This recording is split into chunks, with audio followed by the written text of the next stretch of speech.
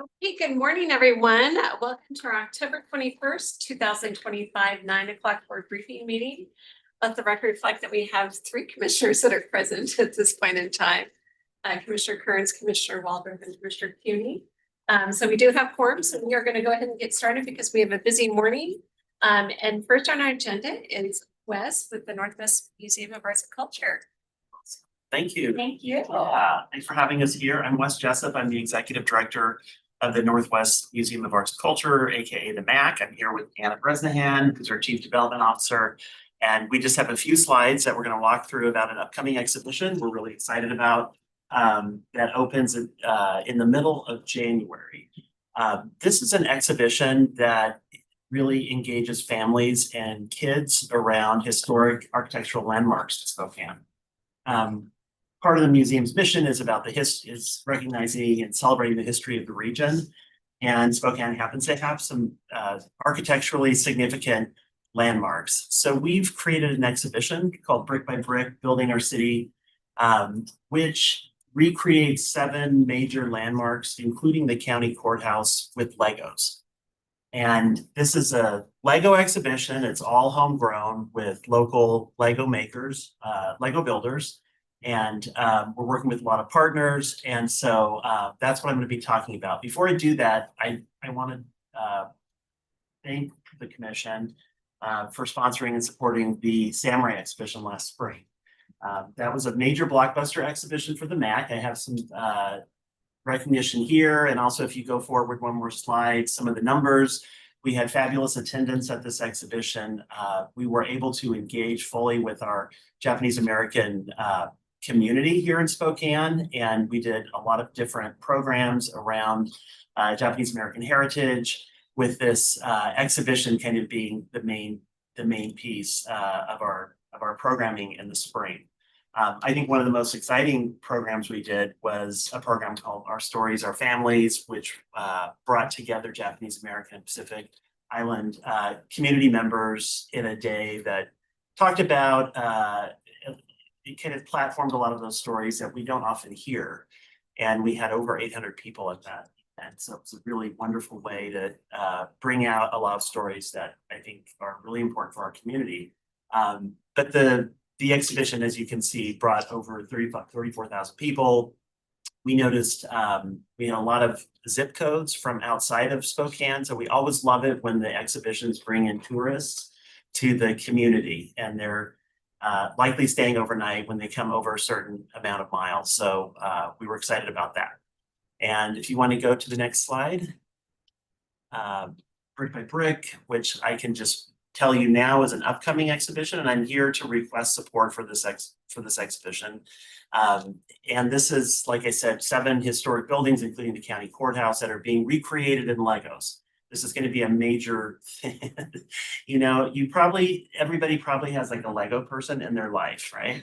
So we all know kind of how that rolls. And so we're working with the Lego store, working with Brick by Brick, which is the used Lego store up on Monroe. Does everybody know this used store? It's phenomenal. And so we're working with both of those stores, and we're also going to each of the buildings owners, and we're seeking support for the cost of the bill. So first of all, you can see the other buildings that are up there: the county courthouse, Washington Water Power, Clock Tower, and Red Wagon, Davenport Hotel, St. John's, Spokesman Review Building, and Campbell House. And so we've actually gotten support and underwriting for each of these buildings, or almost all of them. So we're hoping that the county can come through. The county courthouse is one of the most significant pieces of architecture in Spokane. And so by celebrating it with Legos and engaging kids and families, and probably organizing a couple of tours of the building. I was so fortunate last week, Ron let Anna and I come in to see the tower, which was amazing. We went to the very top, and my family is tired of me talking about that. So yeah, everybody's tired of me talking about that. But so anyways, we are seeking, if you go to the next slide, Mary, and first of all, keep going. the county's been very generous with some of our large exhibitions over the years, and we've been so fortunate to have sponsorship. Many of you know we're a state agency, but we actually only get funding for our salaries and facilities from the state. So we have to seek support for programs and exhibitions. So a $5,000 sponsorship would sponsor that specific build. And that would be very helpful to us because these are just hard costs that we're putting out there. We also just threw it in just in case there's interest for a lead sponsorship for $10,000. And that would of course be very welcome too. But you know, I understand that the budgets are different this year. So we would be so appreciative with the supporting sponsorship for $5,000. And I'd be happy to answer any questions now. If anyone has any questions about the exhibition. Questions? Yeah, I mean, it's like, I think our partnership. over the Summarize it past one been- way. The partnership over the past several years has just been great. You know, so it's always been nice to have the employee nights. It's always a well attended event. You know, something we can do, but yeah, I think we have. I think they have another This year. for this year. Yeah. And this will run from January to June. So we would, in the sponsorship, you would have an employee night. And for Samurai, I think we had around 300 employees, which was really fun, family members. That was a really great evening. Yeah. We like that again. Sounds good. Questions? No. We're looking forward to it.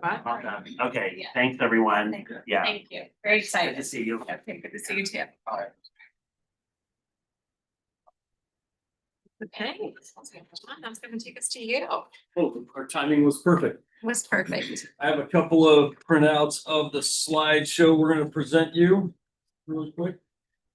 First, I want to give the board a little background on some of the enforcement units that we have. Well, and one in particular, it's called Raven, and I'll give you a little bit of a history of this unit and its existence to kind of set the stage for where we're at today and why we're here to ask you for funding for an additional position, if possible. Raven has gone by a couple of different names over the last 20 years. Anything from our regional gang unit to, and at the time included the regional narcotics task force. Then transitioned into the Safe Streets Task Force when it was up at FBI. And then most recently, the most recent iteration is the Raven Task Force. Traditionally, this was a unit that was staffed and funded by both the city of Spokane, Spokane County, Spokane Valley, and also some federal dollars to include times when we were DEA task force agents as well as FBI task force agents. Over the last couple of years, we separated from the FBI Safe Streets Task Force for a couple of different operational units, and we were just non-federally commissioned local officers who worked in conjunction with the FBI.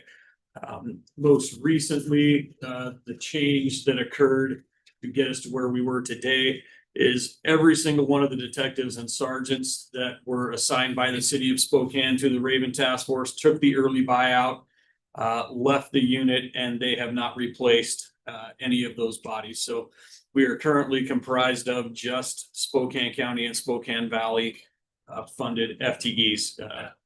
We go to, so that just sets the stage of where we're at today. The mission of Raven, as you can see, provide coordinated and concentrated effort to identify, disrupt, and dismantle existing emergent violent gangs and mid to upper level drug trafficking organizations. I will say that this group is the only group we have people assigned to that does this type of work. The city of Spokane has their own unit that they have staffed and have traditionally staffed for a long time. Harkening back to when was the chief prior to Lytle? No. Yeah, Frank Straub, back when he was the chief, stood up his own unit to work separate from the Safe Streets Task Force back then. And so they do have a group of people who are working these cases specifically in the city of Spokane.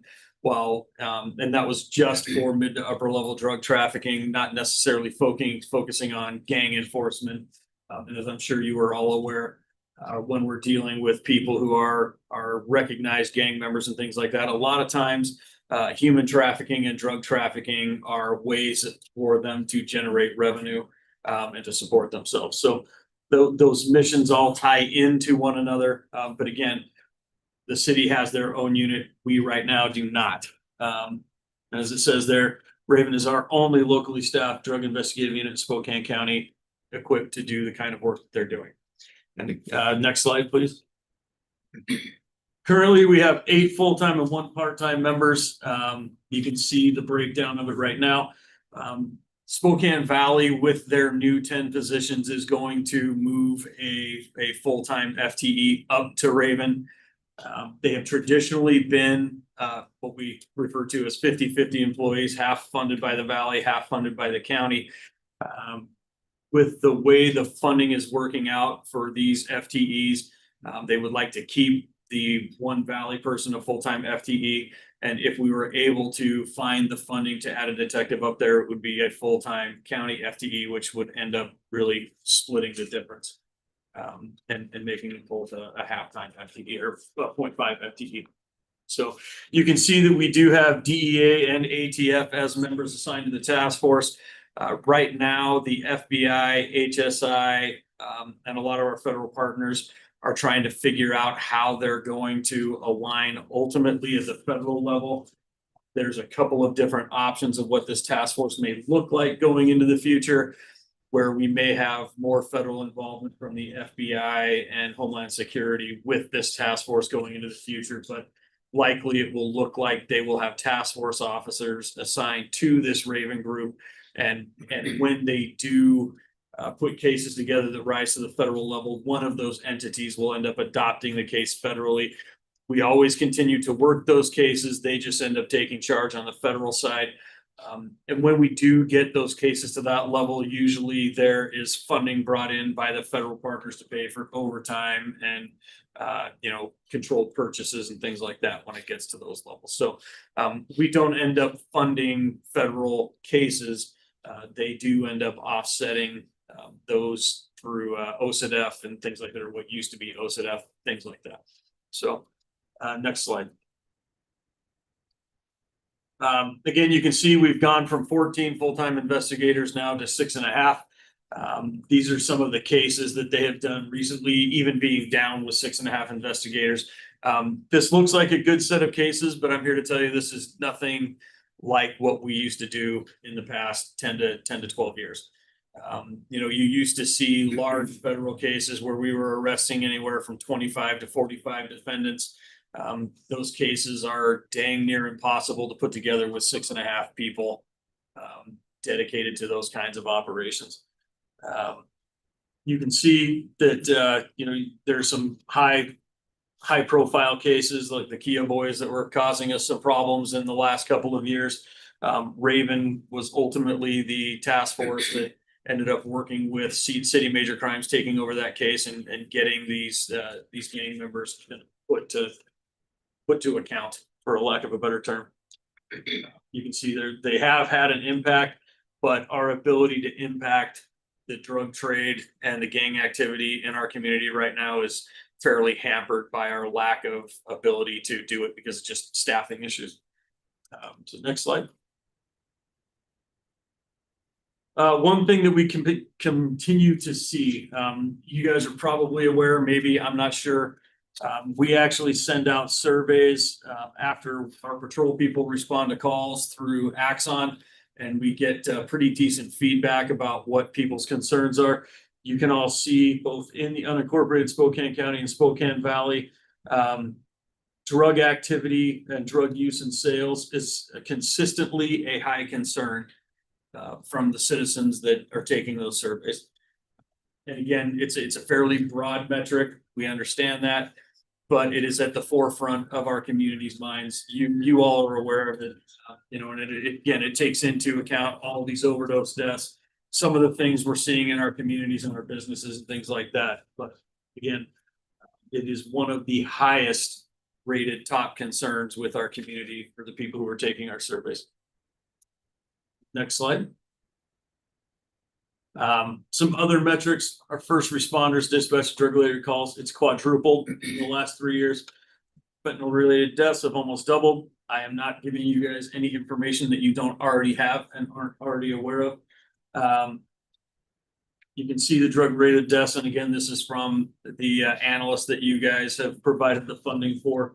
95% of our 332 Spokane County deaths in 2024 were caused by these drugs.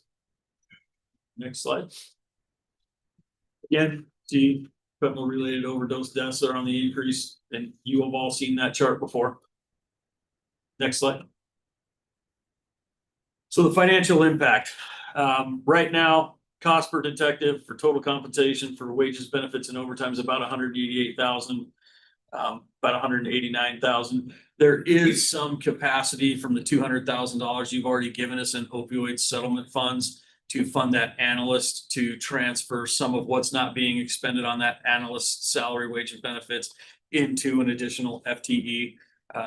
If you so desire to give this FTE to us.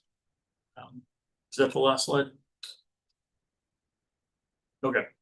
So the benefits, again, now keep in mind that the Valley has already agreed to give us an additional FTE. So if you all have the funding in the opioid settlement funds and wish to dedicate it to this, that would take our FTEs from 6.5 to 8.5.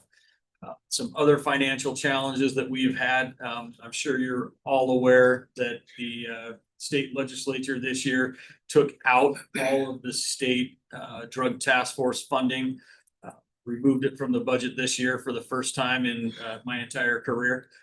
That was something that Governor Inslee had put in his budget in past years.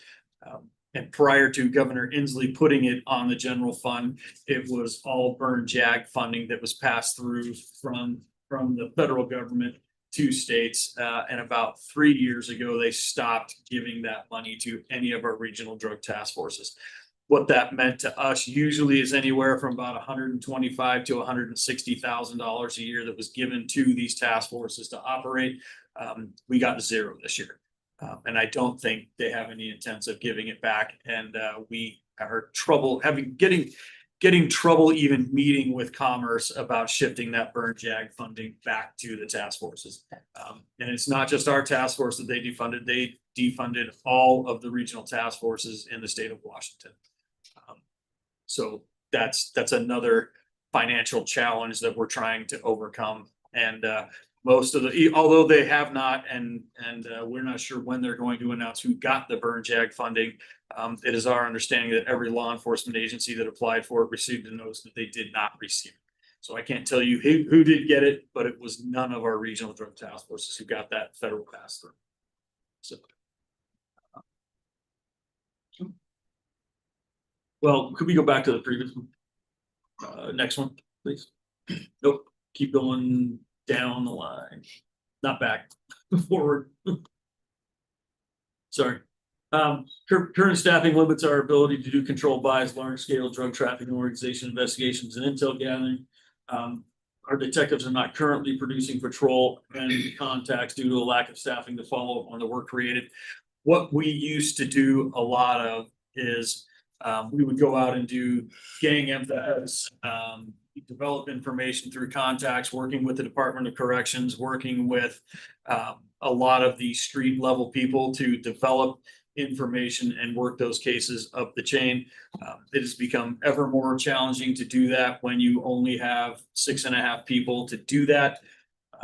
We do share information with the city and other jurisdictions. I'd also like to point out that we did, once the city did not replace their FTEs there, we reached out to Liberty Lake, Cheney, Airway Heights to see if they could contribute to these task forces. We had significant interest by Liberty Lake, but ultimately their chief decided they didn't have the ability to give up a spot to do that. We do work with the other agencies in the area, but they don't have the ability to give us people to go out and actually run our operations. So we do pass information and intelligence back and forth, and when we need them to be a marked presence, they do They do participate with us at that level, but nobody seems to have the ability to give us a body full-time dedicated to that task force work. I will say to safely do some of these operations, particularly when you're talking about somebody who we've identified as selling controlled substances. When you go out on an operation, it can take easily 10 people to do that safely and follow them through the community.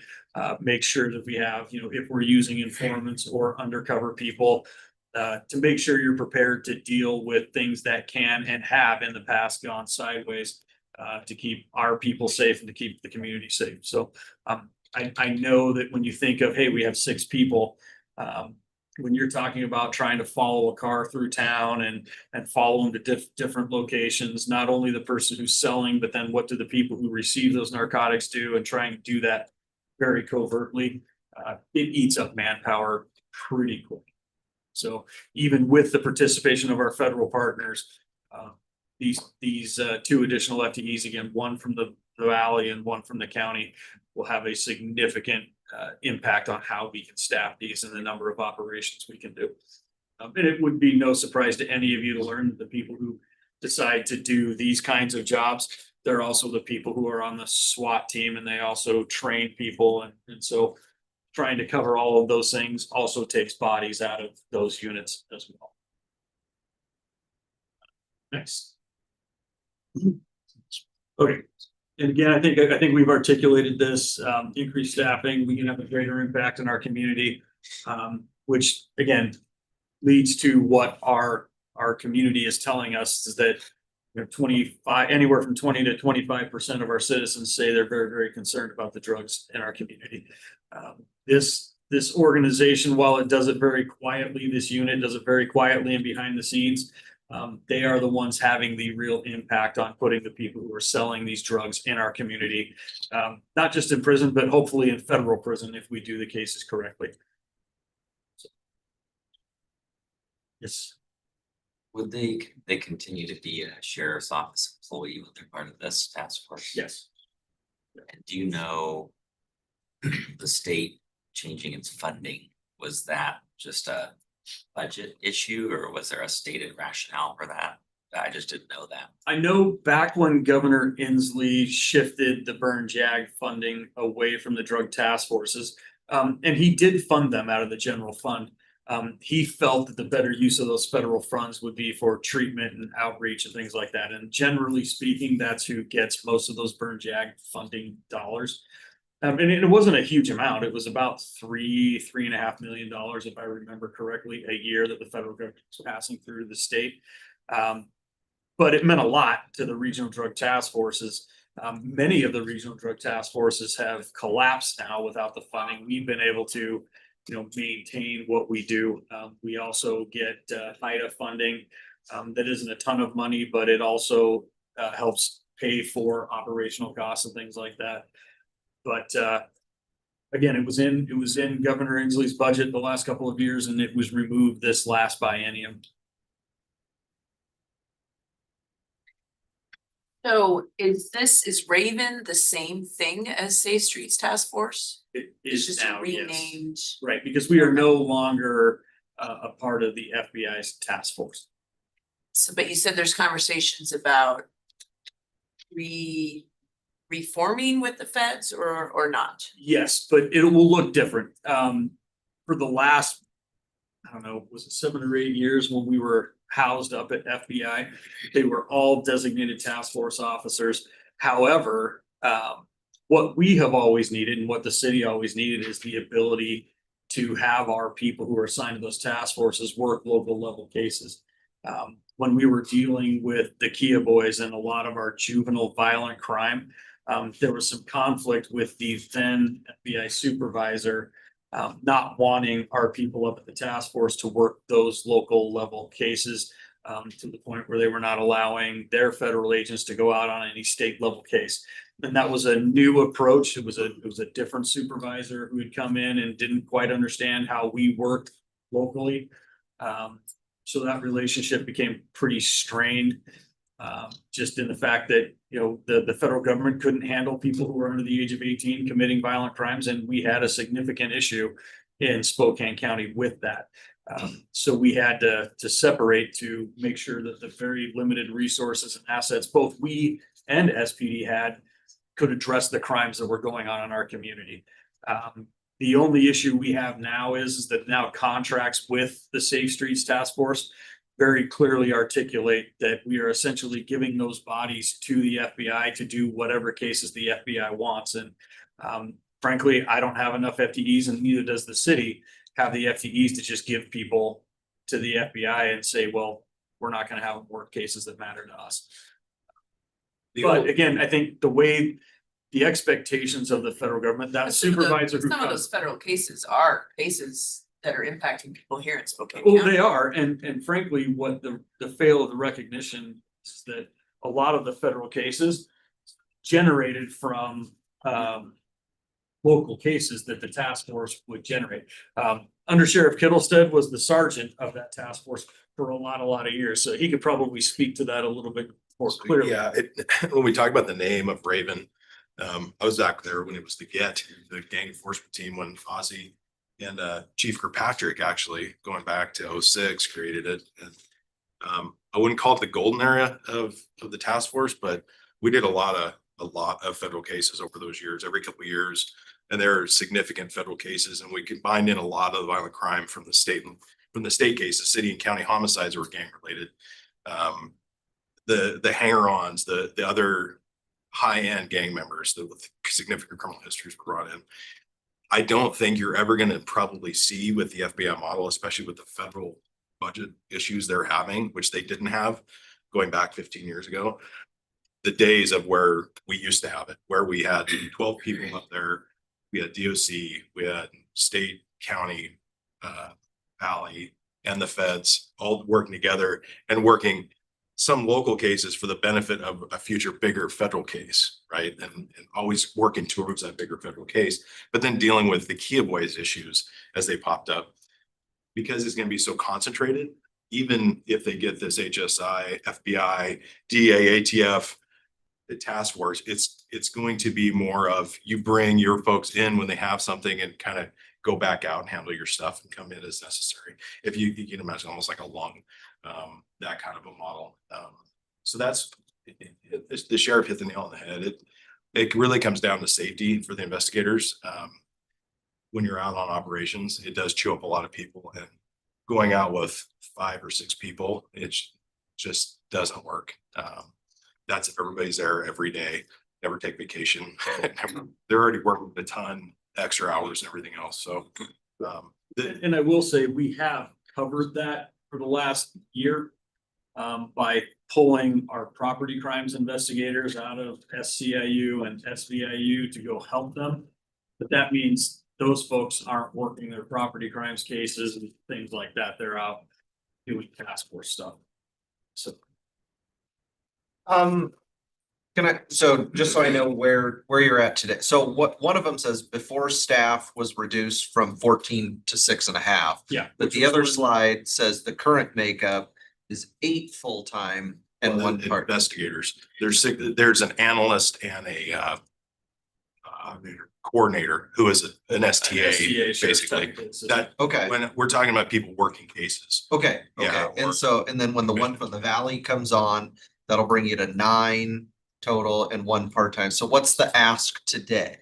Just the funding, if you have the room in the opioid settlement funds to add 1 detective, 1 full-time detective. What, okay, Yeah. 1, so what, 1 position, okay. Yep. Okay, 188,000. yeah, okay. And we might have some, correct me if I'm wrong, some room from the existing. From the 200,000 that you gave us for the analyst, there's probably some money left over to offset that expenditure. So it wouldn't end up being 188 if I remember right. We're Like 150. Yeah, probably about 150,000. And it's to add a person, not keep Add an a existing person detective. from going away. Yes. Okay, okay.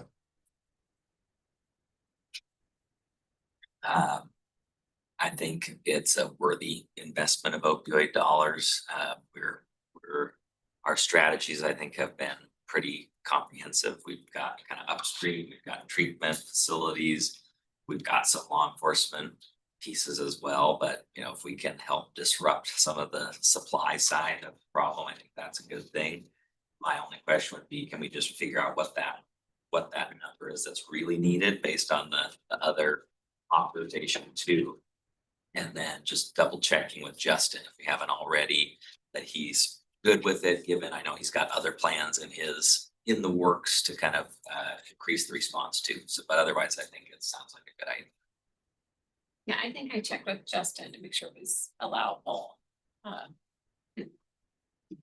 think we had the funds, it's not, you know, they're not forever funds. But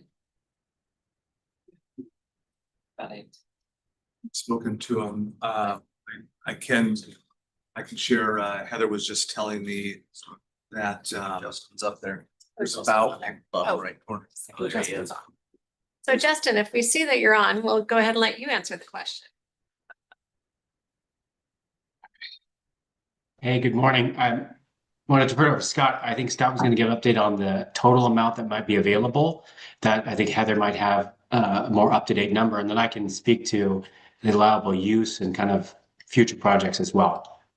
yeah, Heather just messaged, we've got about 1.7 million that will be received over the, next 15-20 years that the commissioners haven't obligated yet.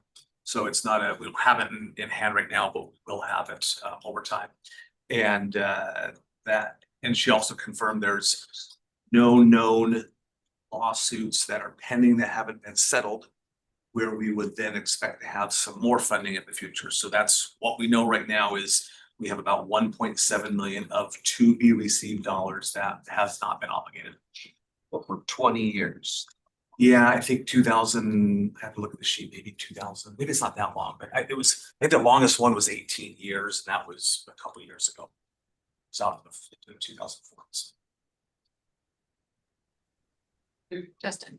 Yeah, and so looking at first the use, the One Washington MOU doesn't restrict the use in that way, so long as the intent and purpose behind the goal is to address fentanyl, either prevention, address mitigation in the community. So in that sense, this project does meet that. And I've heard of other municipalities throughout the United States utilizing opiate funds in this way. The only caveat that they put, and some of the concerns that came up, use for other time not directly associated with prevention of either fentanyl or substance use. So unrestricted law enforcement engagement is one of the key areas they said as of note. So that's only I think the one caveat to add in there.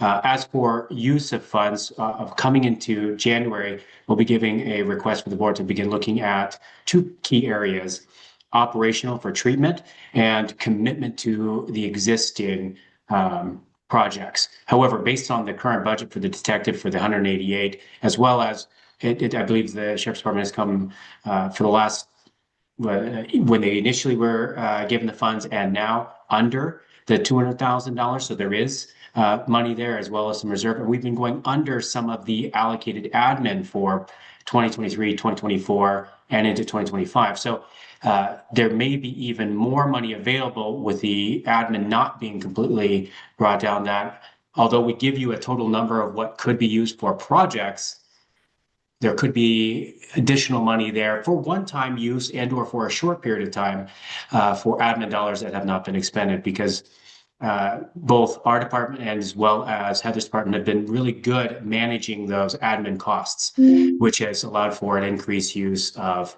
or at least increased availability of certain funds. Again, I deferred over to Jeff and Heather's office to say what that would look like as we look towards 2026 and 2027. That's a really good point.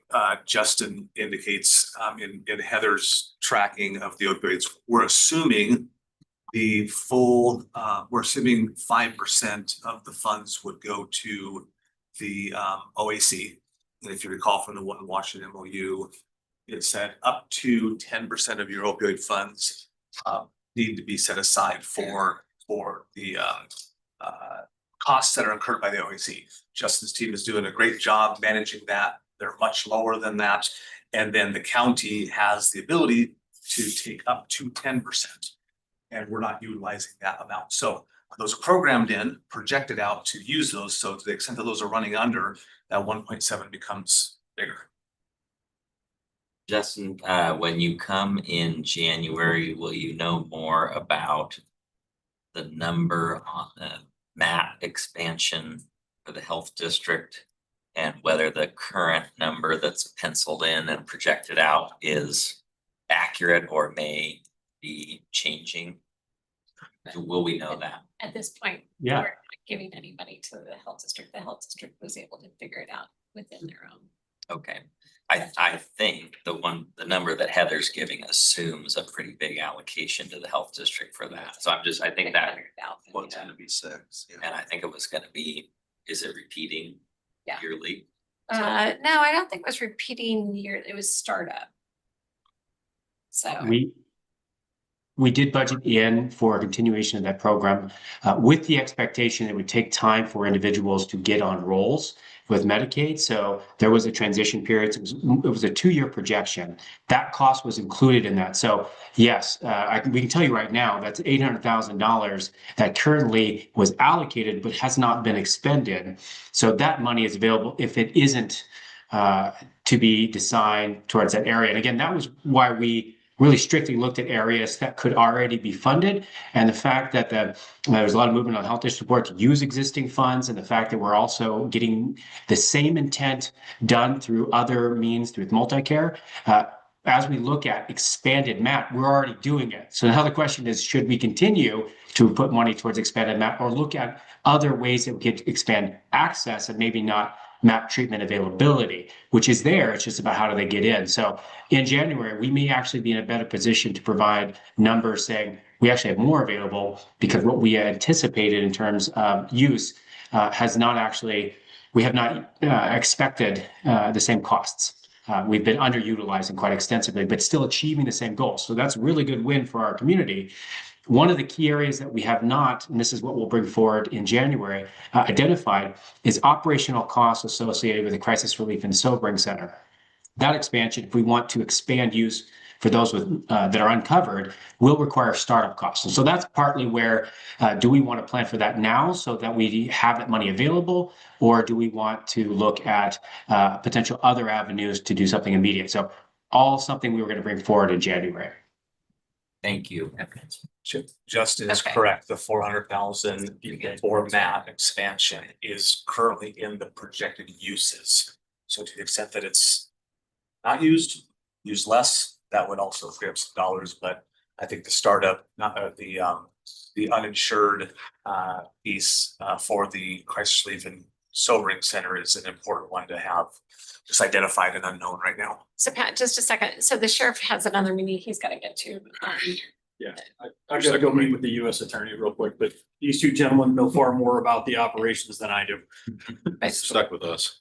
I guess I just have my last question. You're calling it a regional task force. So is the Spokane Police Department part of this? Not currently, by contract. You said they have a Yes. unit, but is there a way that this could be combined? to have a The stronger- intent is that going into the Shred. future, they would Shred. participate. We've been told ever since those 5 members left, or 7, however many left, that they would replace them when their staffing allowed. And frankly, I don't know that their staffing has allowed that. But it's been a year, and so we've got to stop waiting for them. I don't know that they're going to come back anytime soon. It's regional like Shrek.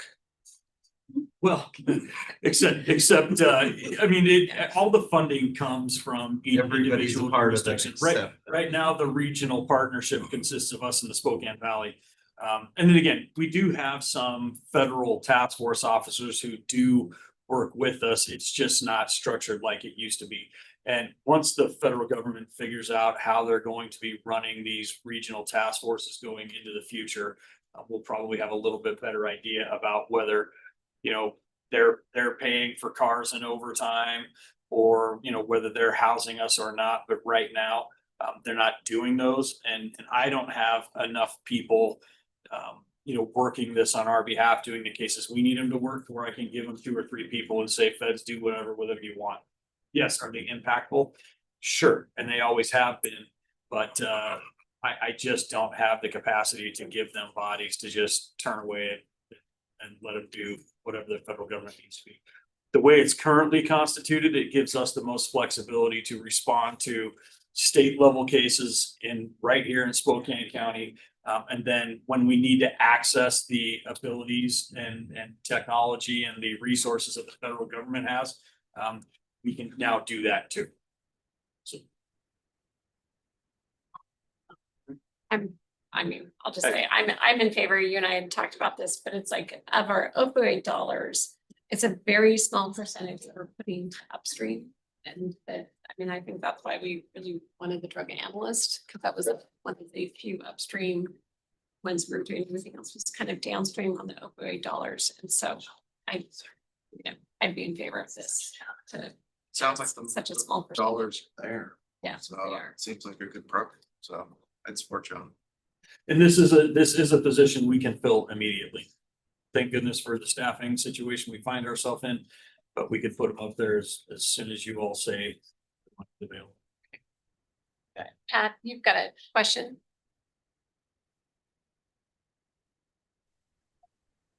I was just going to mention while Justin was there, in putting together the fact sheet for the new 23-hour sobering center project, Justin provided a figure since 2021 of how many people have received crisis services. I just wanted to make sure the sheriff and the board was aware. I believe it's nearing 7,000 people that have received services. Justin can confirm that.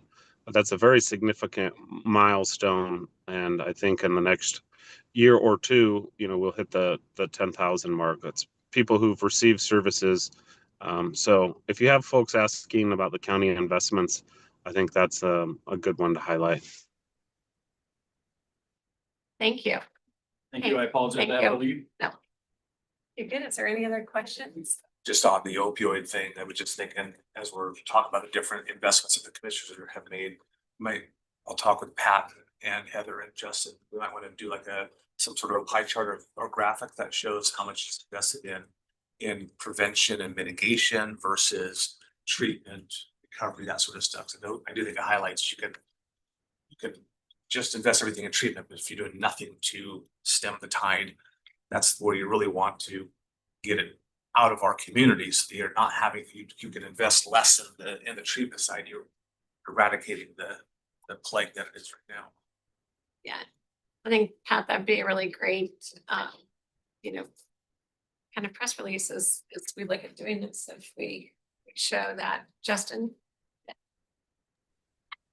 Yeah, and just as a note, in conjunction with that, I want to remind everyone too that the opioid dollars are in conjunction with the other work the county is doing with the ASO, which includes quite extensive upstream investment for prevention and engagement.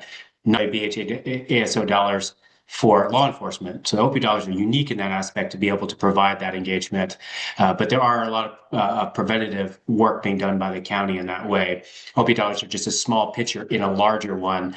So the county is and continues to invest heavily in numerous areas. And to Pat's point, it's not widely known in that. But however, for the purpose of the sheriff's, absolutely correct. This is one key area that as a behavioral health provider, we don't have much access or availability, and expanding in this area only provides a greater benefit to the community.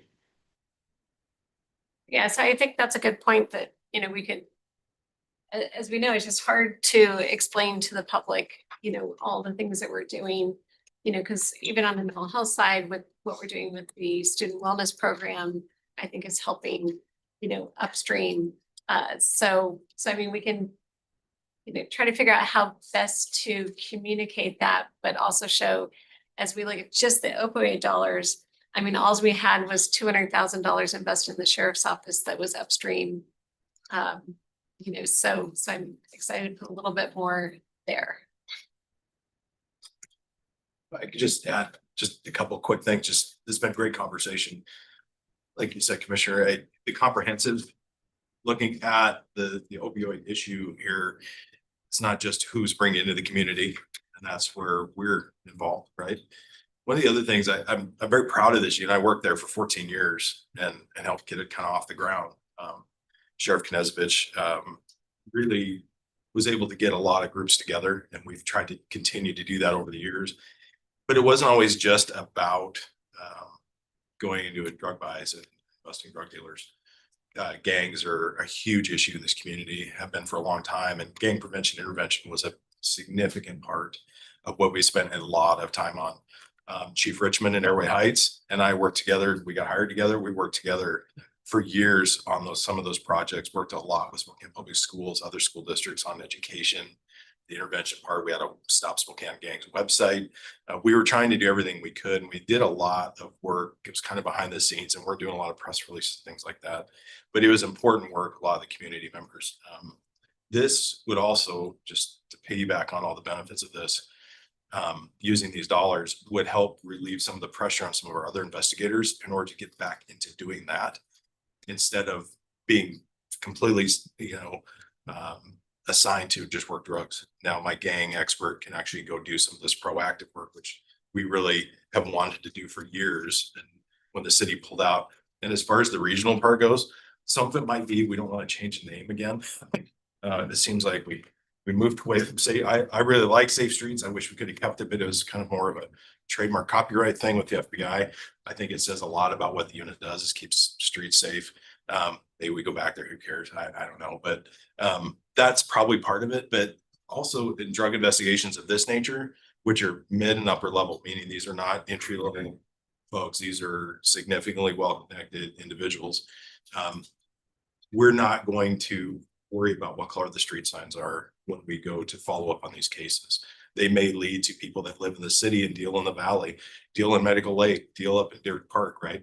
We're going to go where the investigation leads us and not be constricted to that geographical area where, like, oh, sorry, it's south of Francis, we're not going to do that. Obviously, we have the unincorporated in the valley and all our contract cities is a priority, but that wouldn't hamper this unit from going and doing the work they need to do. So we have some great supervision and a great commander and Lieutenant Sataki. And obviously I'm back in investigations now, so I'm super excited to get kind of back in where I spent a lot of my career. And yeah, it would be incredibly impactful to our efforts if this was to work. So appreciate it. Excited. Yeah. Thank you. Thank you. We'll So I can tell them. try to get those. We just have to get a resolution together. So Do that. I'm sorry. we'll get a resolution Okay. together to Yeah, perfect. allocate those dollars as soon as possible, so you can get moving on it. Thank you very much. Thank you. Is there a time frame that the BOCC would like to do? Then I'm just kind of thinking logistics and planning on the dollars. Do you want to run it out through the 2040? Do you want to do a time limit on it? Just some thoughts as far as creating the resolution. Probably not 2040. How long did we have it to? It's in there through 2040. Okay. We time limited the MHP or the behavioral health deputies for 2 years, just as a placeholder. But the 200,000 is through the 2040. My thoughts would be probably not that far out, mainly because, I mean, the sheriff talked about a lot of different funding sources that are kind of changing. They could change back, the funding could come back. So, I mean, locking in sort of these opioid dollars for 15 years, 18 years out. I mean, I just don't know if we need to do that at this point, maybe a couple of years, and then we'll come back and assess once we get near. Your resolution could be a little open-ended too. It doesn't say you're going to commit it through the entirety. It just says you're going to commit it, and then we can pencil in some placeholder timeframes and adjust as the sheriff and you all discuss this future. Sure. We will work on something. Thank you. Thank you. Yep. Appreciate it. Hey, that's gonna take us to. This to Cheryl. There he is.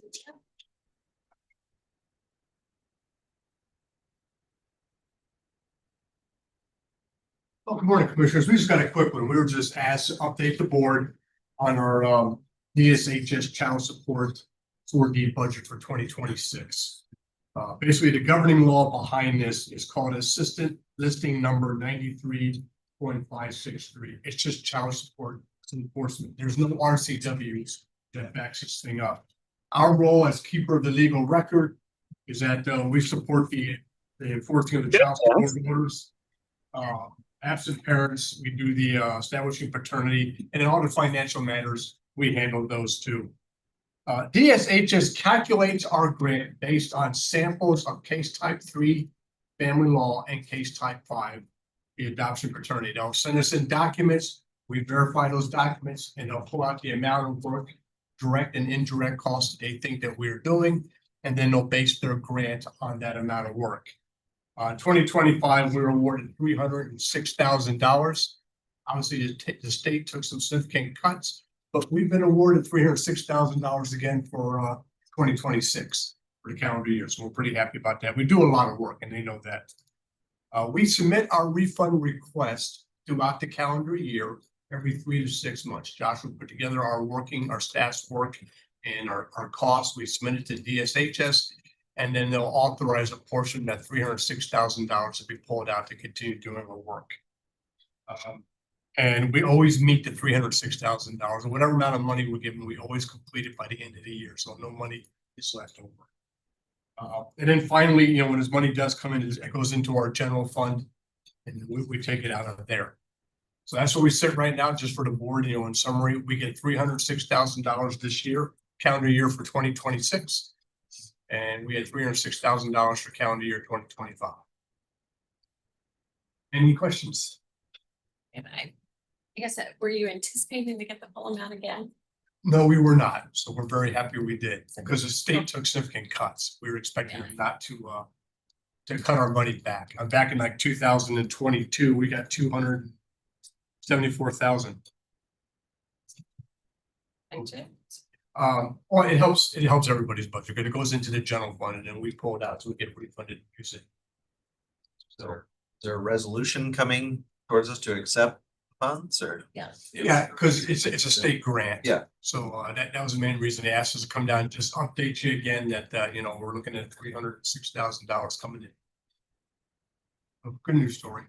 Tim and Josh, how much did you budget for CD? Assuming this is for 2026? Yeah. Or is it to follow the biennium? Yeah, this would be, so $306,000 is for calendar year 2026. Did you budget maybe less than that? I don't know what last year's amount was. This year's amount. No, I think we budgeted $306,000. We budgeted in hopes that we would be Yeah. able to achieve excellent things. We actually thought we'd be taking a cut because of the unfunded positions that we have to hold right now in the 2026 budget. So we thought they would come back and penalize that for that. But as an elected, I'm not required to turn in a timesheet, but I do anyways, and that equals about $17,000 a year. But almost was a clean offset.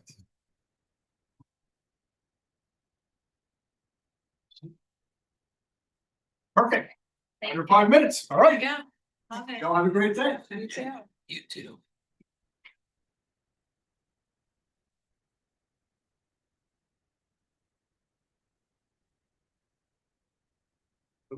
I'm Weston today. And then let Kristen know that somehow it says interim prosecutor. I spotted that. It's no longer Yes, he's interim, no longer interim. Yeah. so we'll make sure we correct that. So this is a grant that goes from the state to the Washington Association of Prosecuting Attorneys to the county. I think we've been receiving this grant money for over a decade. I think since 2013, since it first started. It helps us with rush filing charges against repeat DUI offenders. So our request is that the board allows us to accept the funds from WAPA to fund a deputy prosecuting attorney for rush filing charges against repeat DUI offenders. It's $107,000, $681 in salary and benefits, and runs July 1st through June 30th. We do quarterly reporting on the success we're having, and it's a successful, longstanding program we'd like to continue. question? You're good. That was very thorough. Thank you. Gonna take us to Jasper.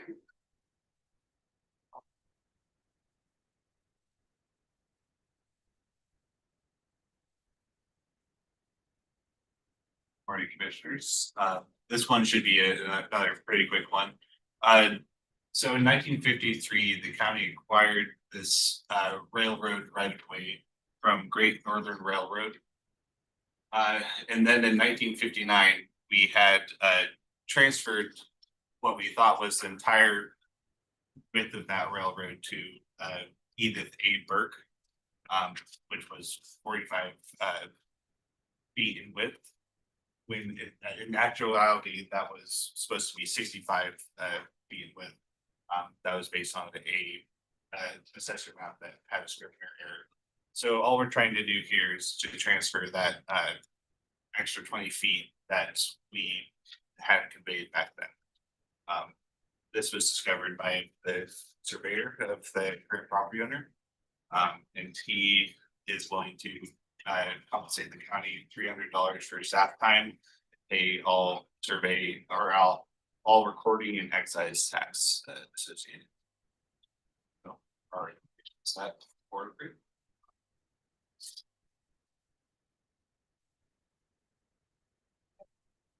Was it our error in the past? It seems that the whoever had done the deed had relied on the assessor map that had the wrong width. Okay. And so it was possibly our error, but They're gonna pay. they're gonna pay for the fix. Awesome. Thank you. Yeah. Mr. Amacio. Thank you, Madam Chair. Jeff, would you come up here and sit next to me? Jeff is the administrative expert in the Public Works Department, and he's been working with me on this project. If I could ask Mr. Valencia to put on the screen, this is the Beacon Hill matter, the Beacon Hill TIF, which we're going to talk about. I want to tell you exactly what I'm going to be sharing with you as we move through this. The Board of County, we're going to brief the Board of County Commissioners on a reimbursement request from the Beacon Hill TIF LLC for $6 million+ for certain public improvements it has put in the Beacon Hill TIF. After we brief you on the public improvements, we will place on next Tuesday's legislative consent agenda a resolution. And the resolution will do three things, board members. Number one, you will approve the reimbursement request in the amount of $6 million+. Number two, you will authorize the chair or majority of the board to exercise a purchase and sale agreement, because this is a unique TIF. And number three, you will authorize the chair or majority of the board to execute, if you will, the closing documents, because again, this is a unique TIF. If I could have Mr. Valencia, please go to the overhead, and I'll very briefly update the board on this request. The first document we have in front of you is a map identifying the boundaries of the Beacon Hill TIF. And in green on the document are the boundaries of the TIF. And the TIF includes properties within the city of Spokane and the unincorporated area. Most, if not all, of the property is located within boundaries of the city of Spokane. If you look on the map, to the north of the map, you'll see some hatched area in blue. That heavily hatched area is in the unincorporated area of Spokane County. The remainder of the property is within the city of Spokane.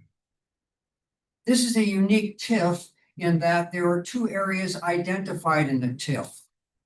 One is known as the Beacon Hill, and the other is known as the Beacon Hill sub-area. The Beacon Hill sub-area is all the property identified in the blue hatched area, including the city of Spokane and the unincorporated area. This TIF is a unique TIF, different than any other TIFs. Under this TIF, the developers have the right to build and construct public improvements within the Beacon Hill sub-area identified in the blue. And the county has agreed to reimburse them for the public improvements over a time frame starting when you approve the request and running until January 1st, 2043. And this is very similar to the Beacon Hill TIF.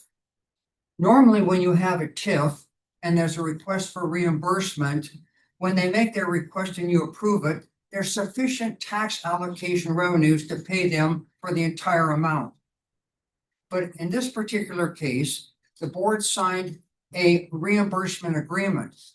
And under the reimbursement agreement, the board has agreed that once we approve the reimbursement request, we will reimburse them out of the tax allocation revenue fund twice a year at the end of November and the end of May, whatever amount of money is in that fund until we reimburse them for the entire improvements. And if not sufficient money at the end of January 1st, 2043 to pay them, then they absorb any unpaid costs of the TIF. So this is a very complicated TIF. So now if I could show you, in this particular case, the applicant has made a request be reimbursed for $6,057,759.13 for various public improvements within the TIF. And the public improvements consist of, and then I'll show you pictures of them. Number one, a booster station. Number two, roadways, sidewalks, sewers, water lines, and drainage improvements. And number three, a cost associated with engineering. In front of you right now, you have a picture of the roadways that have been put in and some of the development that's occurring in the Vistas area. Ron, if you could go to the next map, please. This map is interesting because, as you'll see on the map, outlined in blue is the Beacon Hill sub-area TIF. And this particular map identifies the items for which reimbursement is being requested. The small square in the northeast portion of the Beacon Hill sub-area is the booster station. And the booster station was put in by the developer along with the city of Spokane. They divided the cost between the two of them. And they did that because the booster station will put in water to the tower immediately to the right. And that water tower will supply water to properties outside the Beacon Hill TIF. So that's why the city and the county, the city and the developer split the cost for that. To the immediate south, outlined in lavender, is the vistas at Beacon Hill. And this is the first phase of the development for which they put in roads, sewer, water, sidewalk, and drainage. And the roads within this that they put in, they're requesting reimbursement for as part of the reimbursement request. Could we please go to the next slide, Ron? This particular slide was put in the presentation because it identified the roads for which reimbursement is being requested. And they are Dearborn and Dapple and Havana and Longfellow. And as you'll see, they're located within boundaries of the vistas at Beacon Hill. Next slide, please, Mr. Valencia. This is just another picture identifying the public improvements that have been put in by the developer for which they're requesting reimbursement, and some of the other development occurring at the vistas in Beacon Hill. Next slide, please. This is another picture of the public improvements for which reimbursement is being requested. And this particular slide, the left-hand slide, shows a picture of the Dearborn roadway and drainage and sidewalks and water and sewer, lines under the rights of way that have been put in by the developers. Next slide, please, Mr. Valencia. This is just another picture of the development which is occurring at the Vistas in Beacon Hill. Next slide, Mr. Valencia. Thank you very much. Board members, this is a design of the booster station and the reservoir which the booster station puts the water in. The booster station, I'm advised by Mr. White, consists of four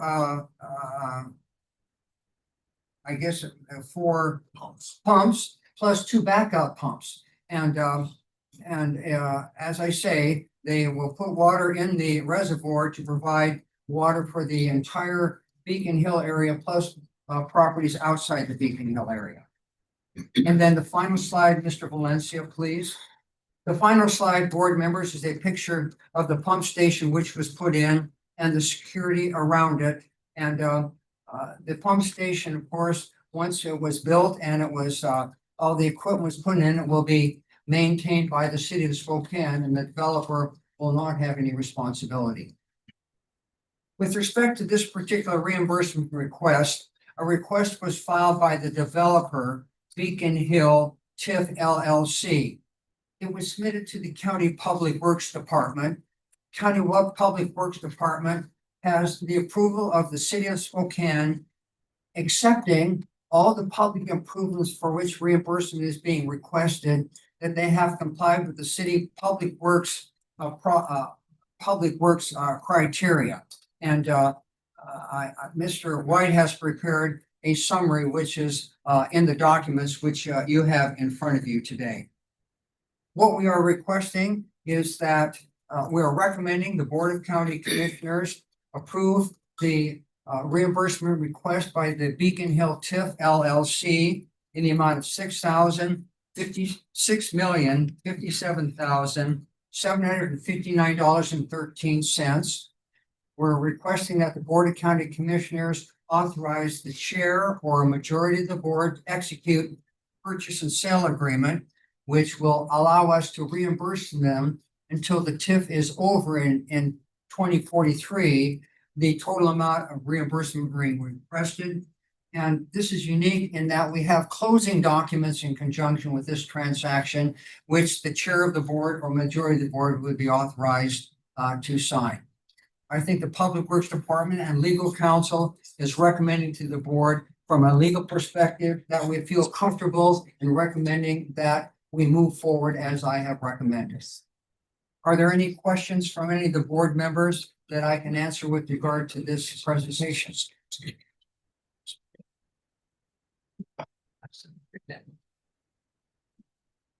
How much do we have in the account right now? Yes, that's an excellent question. The present documents that prepared by the engineering department indicate we have $50,468.16. Now, I would indicate that if the board moves forward to approve that, we will reimburse the developer toward a $6 million fee, 95% of that amount of money, because we keep 5% in it in the event some people don't pay their taxes, and we don't want to overuse the fund, if you will. So he will just get being reimbursed, as you said, in November and May. That is correct. The income that's in there. That is correct. And Madam Chair, we've worked very closely with this, with the treasurer's office, because this is very unique and it does require quite a bit of work from Mr. Volz's staff. And so we have coordinated with them and we feel very comfortable in moving forward. Are there any other questions? Jeff, did I leave anything out? No, you're very true. Thank you very much, Madam Chair. Thank you. And I will place this on next Tuesday's legislative consent agenda for your action. Okay, very good. Thank you. Thank you. Next, that's going to take us to facts.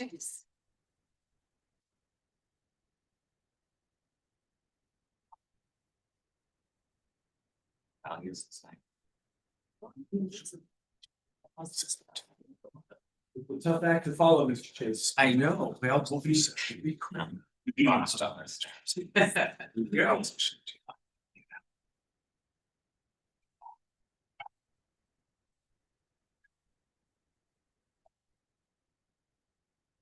Good morning. Good morning.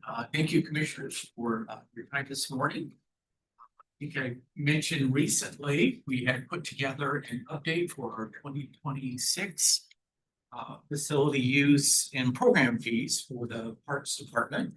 And having done a more thorough update across the system last year, we have just a few areas that we've identified, and Rachel Hansen, our Recreation Program Manager, focuses on these areas and enjoys this. So I'm going to turn it over to her and she'll work through these very quickly. Okay, well, thank you for your time.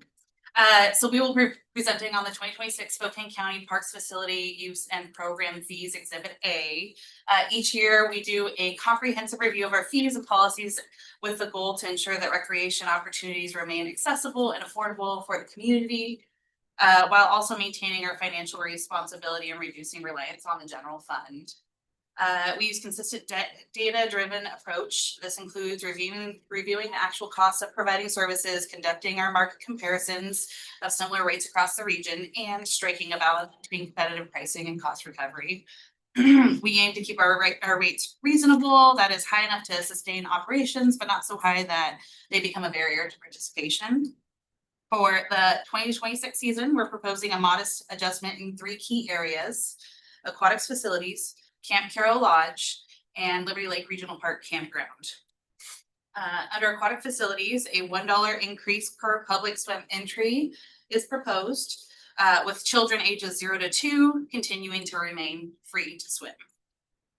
We are also proposing a $3 increase for pool deck umbrella rentals, a $2 increase for swim lessons, and a $5 increase for swim team participation. These changes help us support ongoing operational and staffing costs with consideration for our goal of the 50 to 55 cost recovery in aquatics. Camp Carroll Lodge, a $75 increase for the initial day rental of both the lodge and the Lodge Plus Lawn packages. This increase is intended to more accurately recover costs associated with the cleaning, scheduling, and other general maintenance and operations associated with the lodge usage throughout the year. And finally, Liberty Lake Regional Park Campground, a $1 increase for tent camping, a $2 increase for RV and cabin rentals, and a $3 increase for the group tent site. There's only one. These small adjustments keep us competitive with market rates while helping to sustain the campground operations. And then all other categories within the fee schedule, including field and court rentals, special event permits, shelters, and miscellaneous fees remain unchanged and competitive, having been recently updated. If approved, these fee adjustments will help our department continue to offer high quality services and maintain our facilities without increased pressure on the general fund. They also reinforce our broader cost recovery goals, ensuring the long-term sustainability of our facilities. In closing, staff believe that this proposed adjustment is measurable and reasonable, based on both cost analysis and market comparison, and our continued commitment to balancing public access with fiscal responsibility. Barring any concerns, our next step will be to schedule formal consideration of the 2026 Spokane County Parks Facility Use and Program Fees on the next Tuesday's legislative agenda. Thank you. Thank you. Any questions? So the biggest fee increases for Camp Carroll, so how often is it used? So we've had this year we had about 18 reservations at Camp Carroll Lodge. So it wasn't very many this year, but that was in relation to the loss of our recreation coordinator position. We haven't filled that position, and so that person typically schedules those. So during the summer, that became transitioned into my responsibilities, and so we tried our best to manage the pools and Liberty Lake Regional Park, and then adding special events, and they would pop up, pretty quickly, and we weren't able to always get them in on time, but we were able to get at least 18 through, and that includes school events, private employee association groups, weddings, parties, and work meetings. But last year we had about 36. In 2023, we had 37 rentals. In 2022, we had 40, and in 2021, we had 23.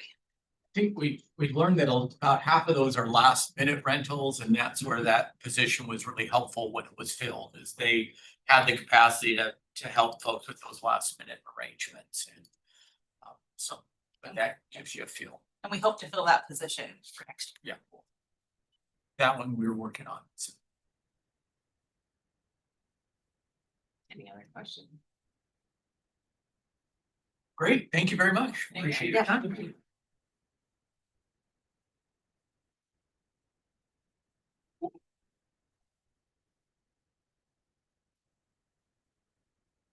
Jeff, are you? Like, where are you coming from? You're on Zoom. Still those, we're in two places at once.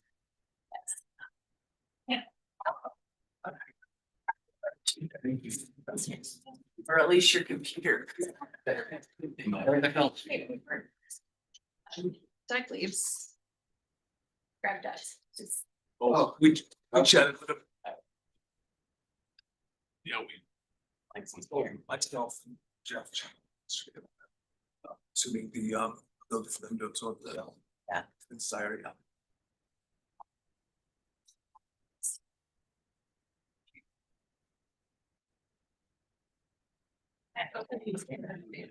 Lunch for adults. I know. So I had to get shit some fruit. Vegetarian. There you go. Get lunches. It was good first. We can very briefly, the document we've passed out is just if you don't read the entire resolution. Footnotes. At the bottom is the question you had asked yesterday on our total capacity. You'll see at 1.1 billion for non-voted and just north of 2 billion for voted. So there's a lot of capacity. Okay, and then I guess before you get started with the presentation, since Doug's here, that as we were looking at, what to include, are you with including? Yeah, I think we're comfortable with that. Our accountant had a chance to run the numbers and do a quick review, and we feel confident that we can support the debt service and be able to handle that. And looking at that figure, again, with any luck, we would try to come in under those numbers, but I think those are the right figures to include, knowing that we can go up to that with the goal of always trying to come in below. But that's exactly where we would recommend setting them with that in mind. And I think it's just, yeah, so long as we don't have a massive natural disaster out there in the next couple of years, but for the foreseeable future, it looks like we are very well positioned to handle that debt service to complete the project. And you're wanting to bond it versus trying to pay for it. I think there could be some advantages to that, and that would, I think would be a great approach to allow us to complete these projects that are safety driven and compliance driven. Okay. So I think that would be beneficial. Thank you. Yeah. Appreciate that.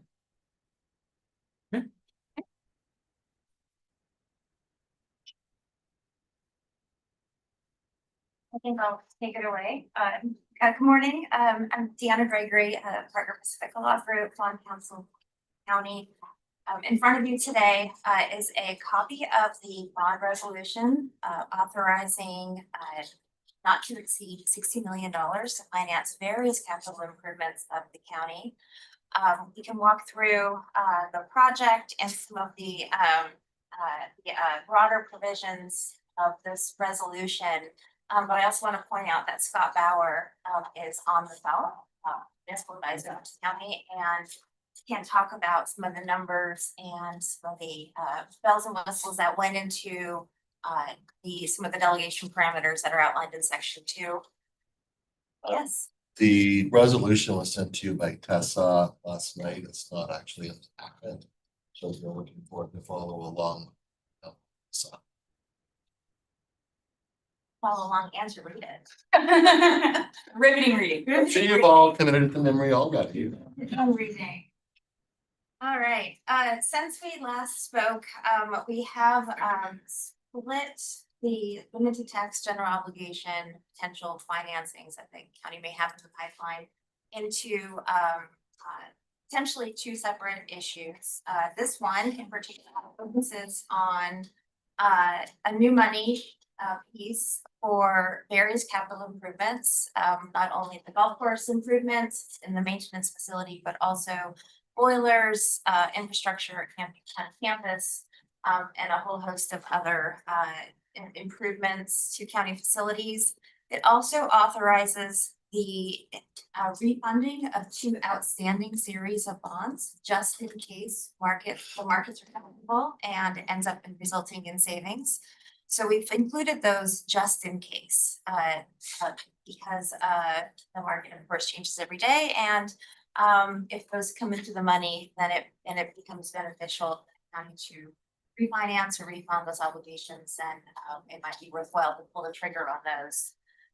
The resolution is the only official action that, sorry, Commissioner French? Well, just a quick question, so the principal not to exceed amount is 60 million.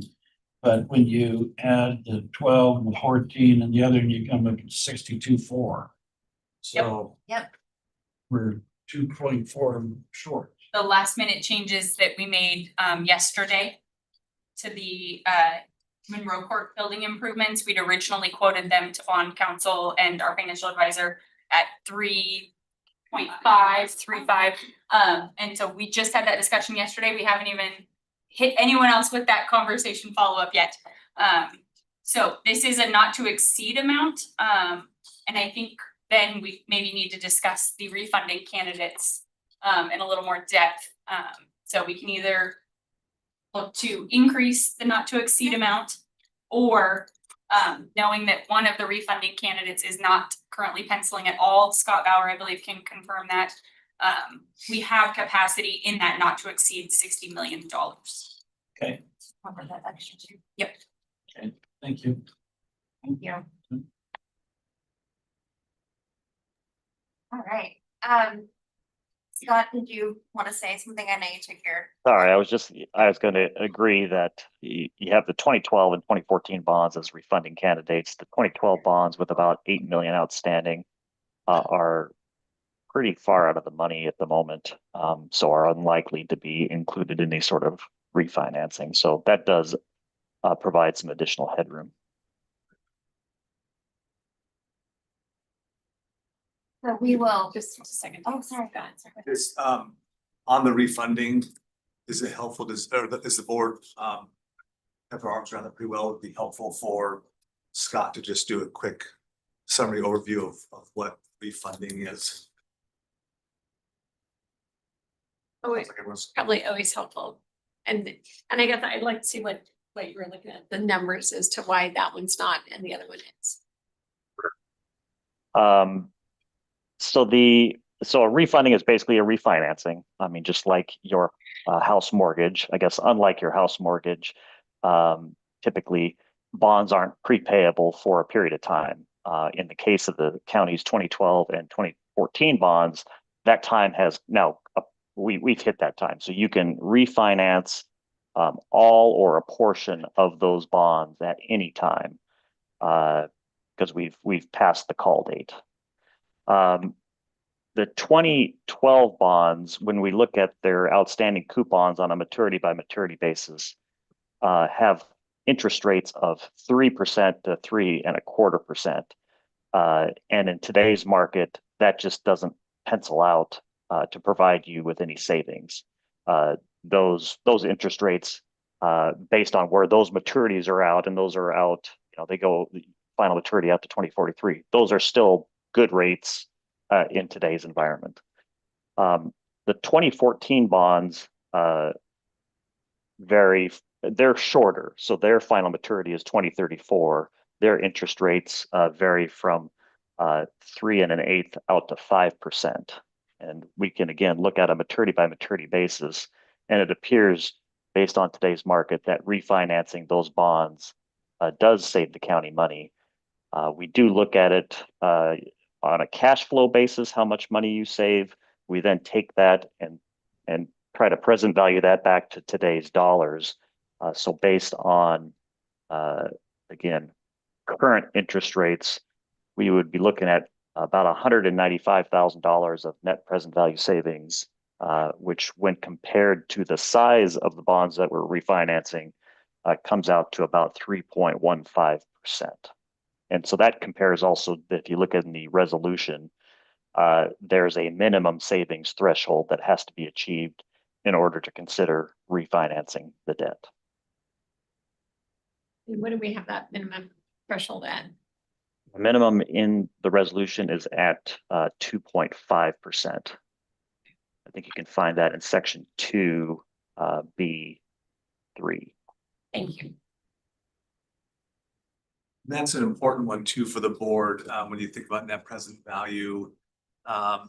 There's no necessarily magic in what would trigger it, but there is an effort that goes into refinancing or refunding bonds on the county staff with treasurer's office and the auditor's team having to redo debt schedules, having to redo disclosures and whatnot in our annual financial statements. So there is a diminishing return where you don't want to set that at 1% because we're likely going to spend more in redoing all that stuff than we will in actual savings. So we talked, Jeff and I and Tessa, and there might be some value, whether it's this one or in the future, to have a kind of two stated numbers, either a percentage or a floor or a dollar amount, because 2.5 could be, it's a low threshold, but if you're saving $500,000, it could be pretty beneficial.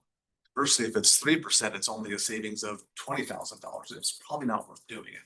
So this number is important because you all are given the authority to the when the pricing takes place, what you're authorizing the designated representatives to make decisions on.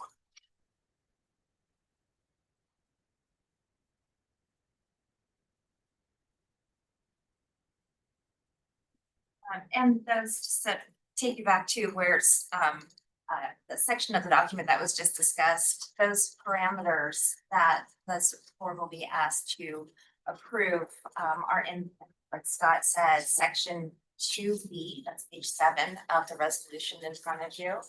And as I mentioned, this would be the only official action that this board will be asked to take in connection with the issuance of these bonds, so long as these parameters can be met. The state law authorizes legislative authorities to set the bookends or parameters around the financing and then delegate to certain authorized individuals the authority to approve the final terms, so long as those parameters can be met. If for some reason the parameters cannot be met, we will of course back with a different resolution or a different discussion. But you can see that the aggregate principal amount, so that aggregate base amount right now is $60 million, and we will revisit whether that should go up. And then the final maturity date being December 1, 2046. That minimum savings threshold of 2.5% in the event that refundings work. One or both. True interest costs for each series of bonds, that's the all-in interest rate not to exceed 6%. That provides a lot of cushion given the market. And then floor for a sale price of 98%. And then of course, if the bonds otherwise conform to the resolution. These are limited tax general obligation bonds, so they are secured by a full faith and credit of the county and pledge of non-voted regular property taxes, and other legally available funds, of course, can be used to pay debt service. So that's when we start bringing in, from a cash flow perspective, other sources of cash to pay debt service. I think Tessa hit the other highlights in here on her little summary sheet regarding the county's debt capacity, because of course these bonds do count against and are included as non-voted general obligation debt for debt capacity purposes. And as you can see on the spreadsheet, there's plenty of debt capacity to absorb the principal amount of these bonds. Happy to answer any questions about the resolution.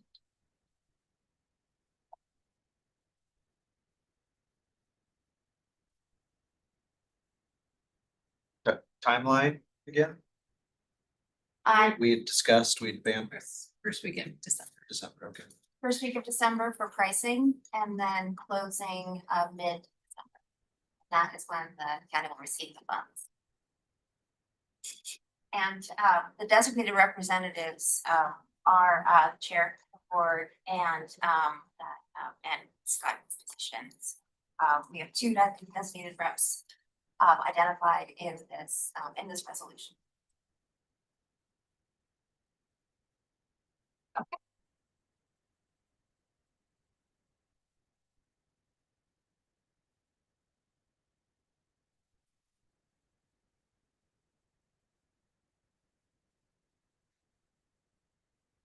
Okay.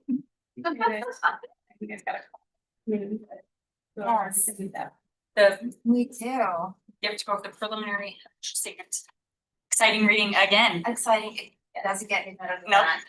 And we're anticipating the bond resolution Next week. Tuesday. Next Tuesday. Yeah.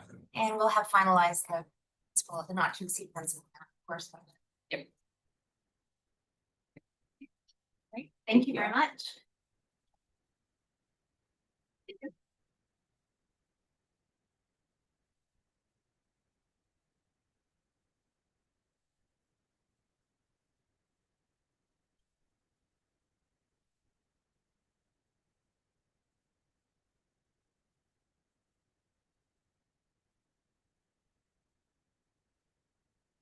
Morning.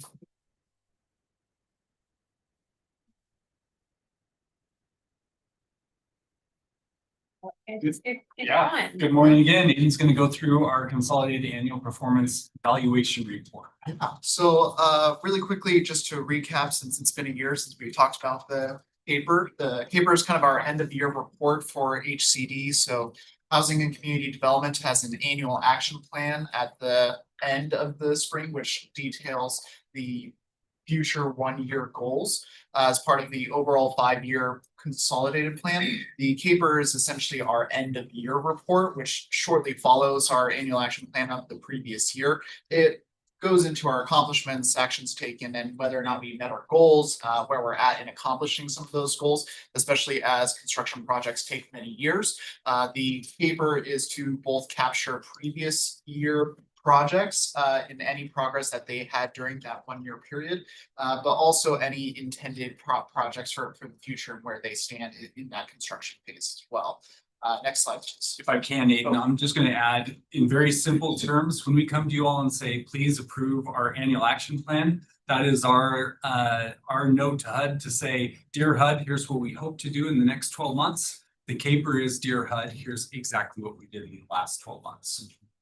So the 2024 CAPER is for the 2024 program year. On the screen there, you see July 1st, 2024 through June 30th, 2025.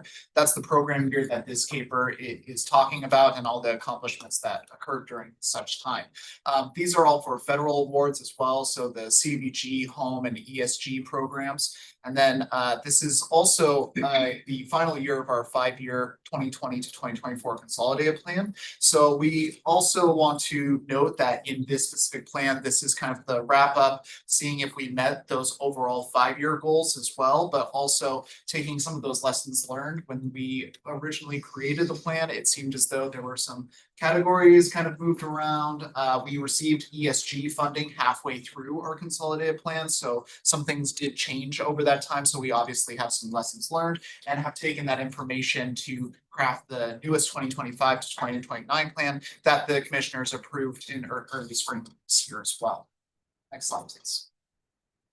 So the screen before you, I want to point out, these are the 1-year goals. The CR05 is just one portion of our overall CAPER, but goes into some of those goals. So as you'll see on the screen, affordable housing, area revitalization, human services, micro enterprise assistance, and planning and administration. Like I had previously mentioned, some of those goals have already been changed or altered to meet the new consolidated plans of affordable housing, community development, and homeless services to more match the pillars of our current department. But I do want to point out a couple of things. Again, the affordable housing, we had an expected 100 for homeowner housing rehab. I believe that number is actually out of date for the actual 24. I believe that needs to be updated. I think we had about 113 last I talked to Brittany, who is our affordable housing program manager, so I apologize for that. But we did end up meeting that goal specifically through the SNAP minor home repair program that does a lot of housing home rehab. There was also various area revitalization projects throughout the county, and then human services. Obviously, we met a lot of our goals. But I do want to point out potentially the most interesting one, which is the micro enterprise assistance that we assisted over 100 businesses over the course of a year. So very, very fortuitous, very fruitful results that we saw, that we met most of our goals for the 1 year period. If you go into the next slide, I want to point out that we have the overall consolidated plan. Those are our 5-year goals. So again, some of these are maybe not the most accurate, but I do want to point out, for example, area revitalization. We had an expected 5,000 for public facility or infrastructure for low mod housing. And while we didn't meet that goal, we did also have 33,000 for non-low mod housing activities. So again, those go into some of those lessons learned of those categories being recategorized for the new consolidated plan. So we're hopeful that over the next 5 years, that some of those goals are going to be a little bit more accurate as we match the federal government's matrix codes and how we're categorizing some of those projects. I also want to point out that for human services, while we had a lofty goal of 250,000 over the course of 5 years, we did end up just managing to meet that goal, which is pretty impressive for us. For human services, we had kind of the goal of 14 tenant-based rental assistance, or TBRA programming. And while we had 12 of those, we also had 156 rapid rehousing. A lot of that coming from the ESG program, which was added again halfway through the consolidated plan period. And then for micro enterprise assistance, jobs created and retained, we almost met our goal, but we did fall short a little bit of that, but still pretty close that I say I'd give us props for that, but maybe that's just me. So those are kind of our overall 5-year planning goals that we did pretty well overall, I believe. Next slide, please. So I do want to iterate that some of the unspent resources that are part of the overall department's budget that would be used for a lot of these annual action plans. Sometimes we have contracts that may not have utilized their full amount, either 80 or 90%, et cetera, or there could have been a canceled contract here and there. Any one of those unspent funds just gets reallocated towards future projects. Those get known as previous year resources. Those then go into future RFPs for various other programmings for future years. And then also I want to note that several of the 2024 capital projects, so home and CDBG capital projects, did not necessarily start construction during this period. Typically, that's a lot of the planning, architectural, engineering phases, but will start probably breaking ground either right now, currently, before the ground begins to freeze over, or at the start of spring of next year. And any accomplishments from those construction projects will be captured in future papers as well. Next slide, please. So I do want to note that the paper is currently available on our webpage for public comment, and we are taking any comments currently at this time.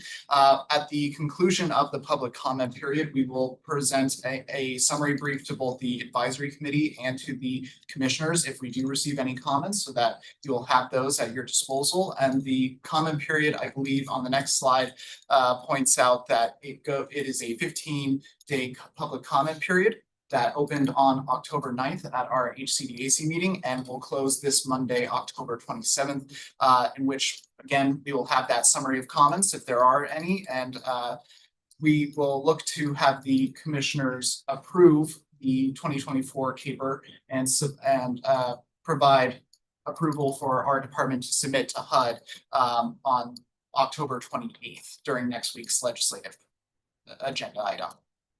I also want to point out that because this is more of an end of year report, public comments will look a little bit different. Instead of being, you should consider these kind of urgent needs. It's maybe some projects that may be needing to be addressed for future at the same time. With that, I believe the next slide is just the motion for the advisory committee members, as this same presentation was presented in front of them. So if there are any questions from the commissioners on the CAPER itself, I myself for questions at this time. I'd love to know more about the micro enterprise assistance and kind of if there are any specific recipients that you guys, I mean, not right now, at a future date, or if you guys have a write-up or something on any of the ones that really stand out on, where you really made a difference with. So I'd love to hear some of those success stories at some point in the future. I will say, for the micro enterprise assistance, one of our primary benefactors for that is the SNAP Financial Access Program. And HUD has also asked for specific categories of some of those jobs that were assisted. So we may have some information available as well of the types of jobs that were created as well. Sounds great. Thank you.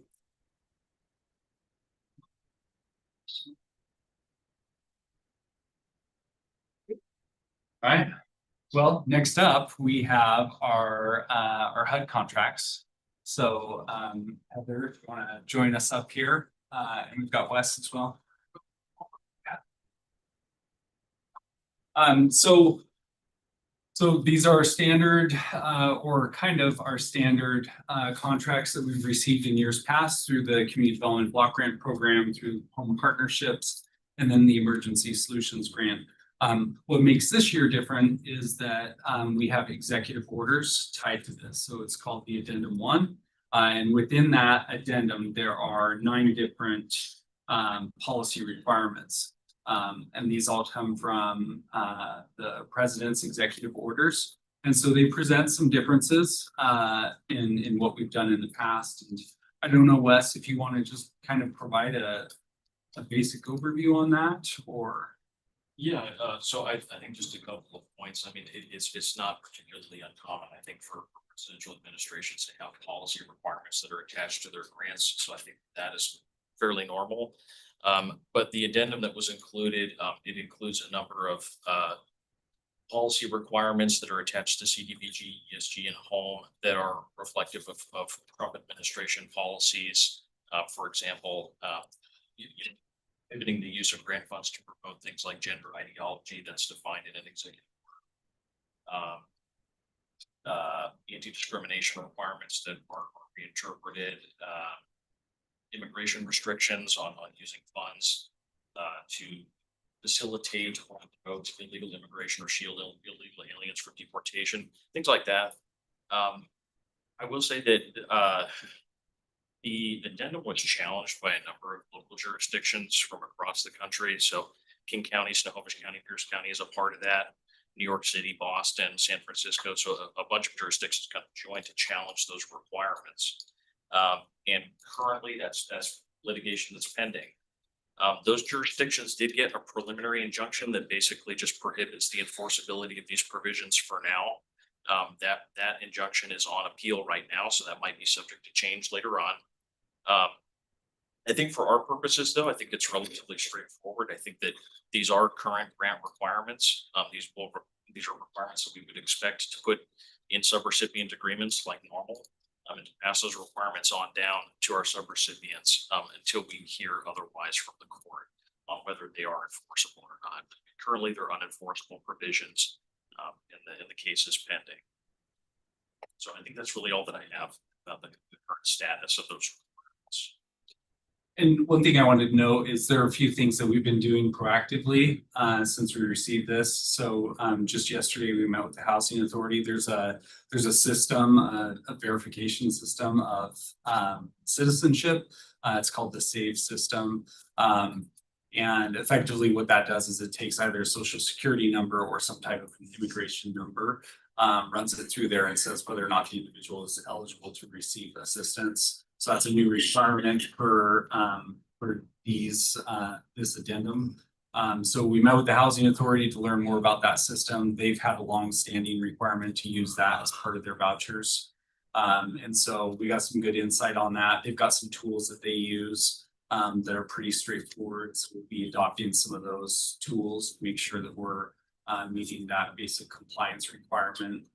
We're also going to meet with all of our subrecipients because we don't have these contracts in place with HUD. We don't have contracts in place with the folks that you all have authorized us to enter into contract with. So we'll be meeting with them to talk about these requirements and make sure that they have the greatest understanding possible. And then just really leave it to them and their legal team to say, does this pose,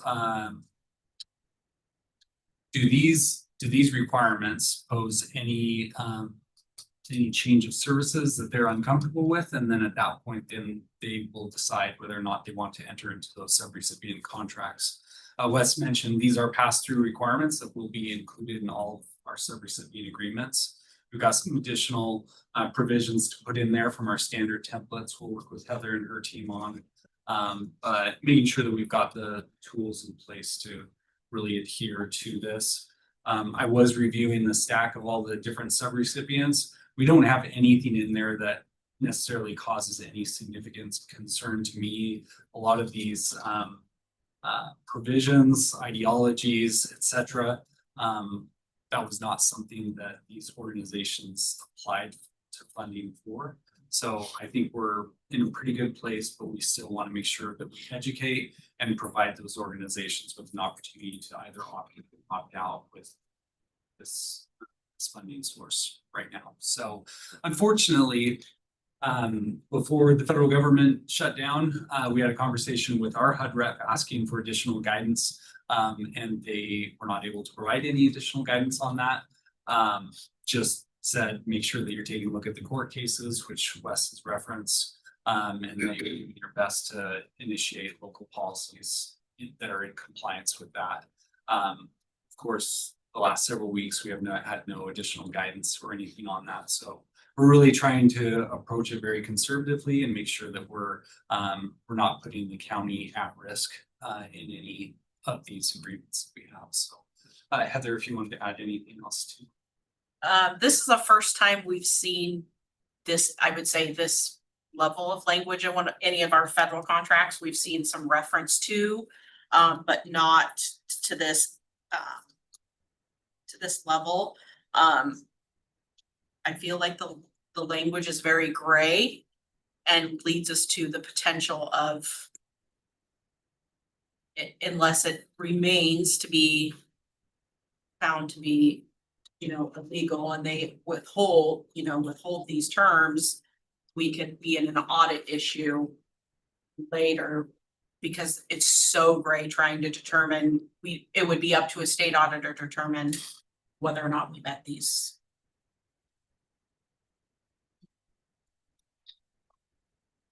So I serve on a couple other boards that have encountered the same kind of challenge with grant language. And so they have crafted attorney language that dances around the issue that says, yes, we are compliant with the state laws and federal laws, but it's a very artistic dance that they do to be able to comply. So if you are of interest, I can maybe steer you to a couple of attorneys that have done the dance. That'd be great.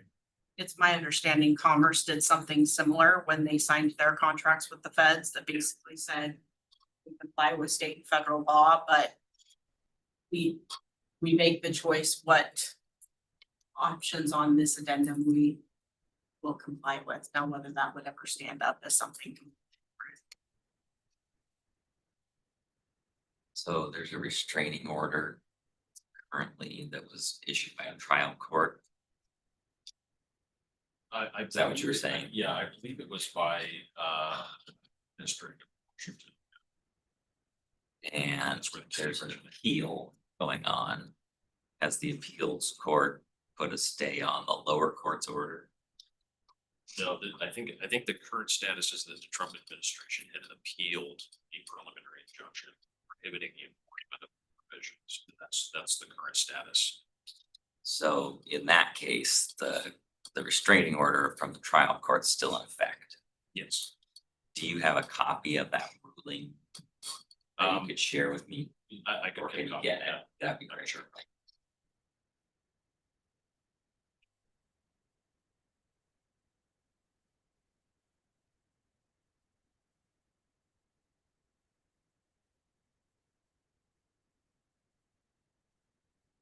Any other questions for us at this time? I don't think so.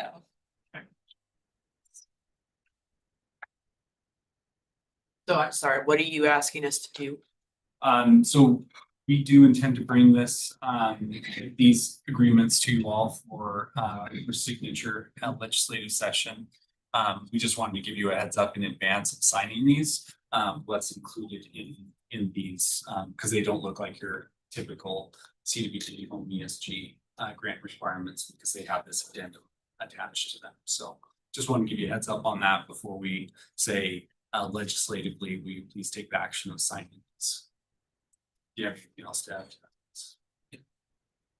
So I'm just trying to understand now, because I've used, CDBG at organizations I've worked for. Obviously, at the city of Spokane, we distribute a lot of CDBG funds through neighborhoods and nonprofits. Are you saying that anyone that would receive CDBG funds, if someone comes in to get food, clothing, whatever the service is that's being provided, they have to provide their information and be run through this database? Yes, at this time, that is our interpretation. I don't think a lot of organizations are going to move forward with doing that. And that's why Because we people are not gonna go, no matter what your immigration status is, running your name through any kind of database, that just seems like a red flag for people who are just seeking basic human services. So, I think it's really gonna limit the opportunity for people to use the services in our community if we move forward with that. So you're saying we signed on to the grants, we didn't sign on to the specific agreements.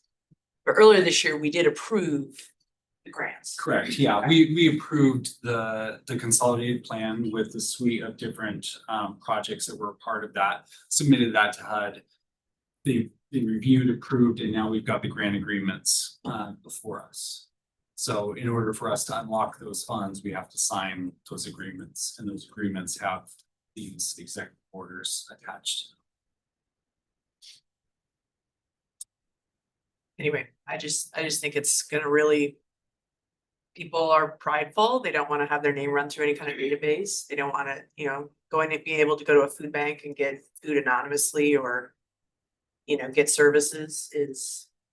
Before we just counted number of people, right? The agency would tell us we served 100 people. 200 people, Yeah, and there's that's what we always, reported to HUD. well, there's always been income requirements. Sure. They have to be that, but yeah, generally it's number of folks served and number of folks that were less than 80% area median income. That's So if they had a Medicaid card or some sort of Apple Health, something that shows that they were income eligible.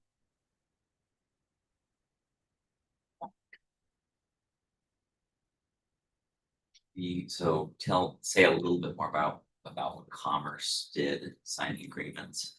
I could share the letter Okay. that yeah. I was able to receive, yeah. And it basically just said similar to what Commissioner French said, we comply with all state and federal laws. However, we reserve the right to not comply with the items we feel do not meet legal criteria. Can you share that? I can't. You can take a look at what you have as well. Yeah, I'll share with the attorneys which organizations have done the dance and how they crafted their way around it and stuff. Now, they've done the dance, but the dance hasn't been approved by the court, so you still are at risk. And for a couple of the boards, it's a pretty significant risk. You could be in a position to where you've got to return the grant money. The Housing Authority did share yesterday as they were talking through their process, what they've been doing for a long time is that they have a self-attestation form where somebody certifies yes, I'm a US citizen. I'm a, I don't know how they, I don't remember how they said second. They have 3 tiers. I'm a US citizen, I'm a legal Resident. non-citizen, or other. And basically, if they were a US citizen, if they if they self-identified as a US citizen, they didn't go into the website. That's how she related. They just checked the box on the form and followed the rest of the process. But they already are required to obtain a social security number, which we don't have that. That's not something we require.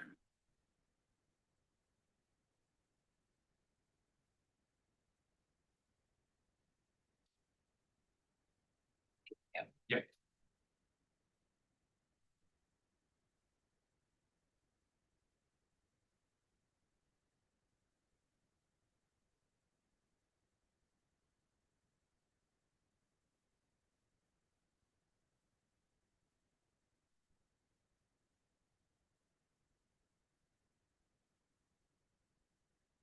Good morning, Ariane. Sorry for running late. No problem. I'll just have you.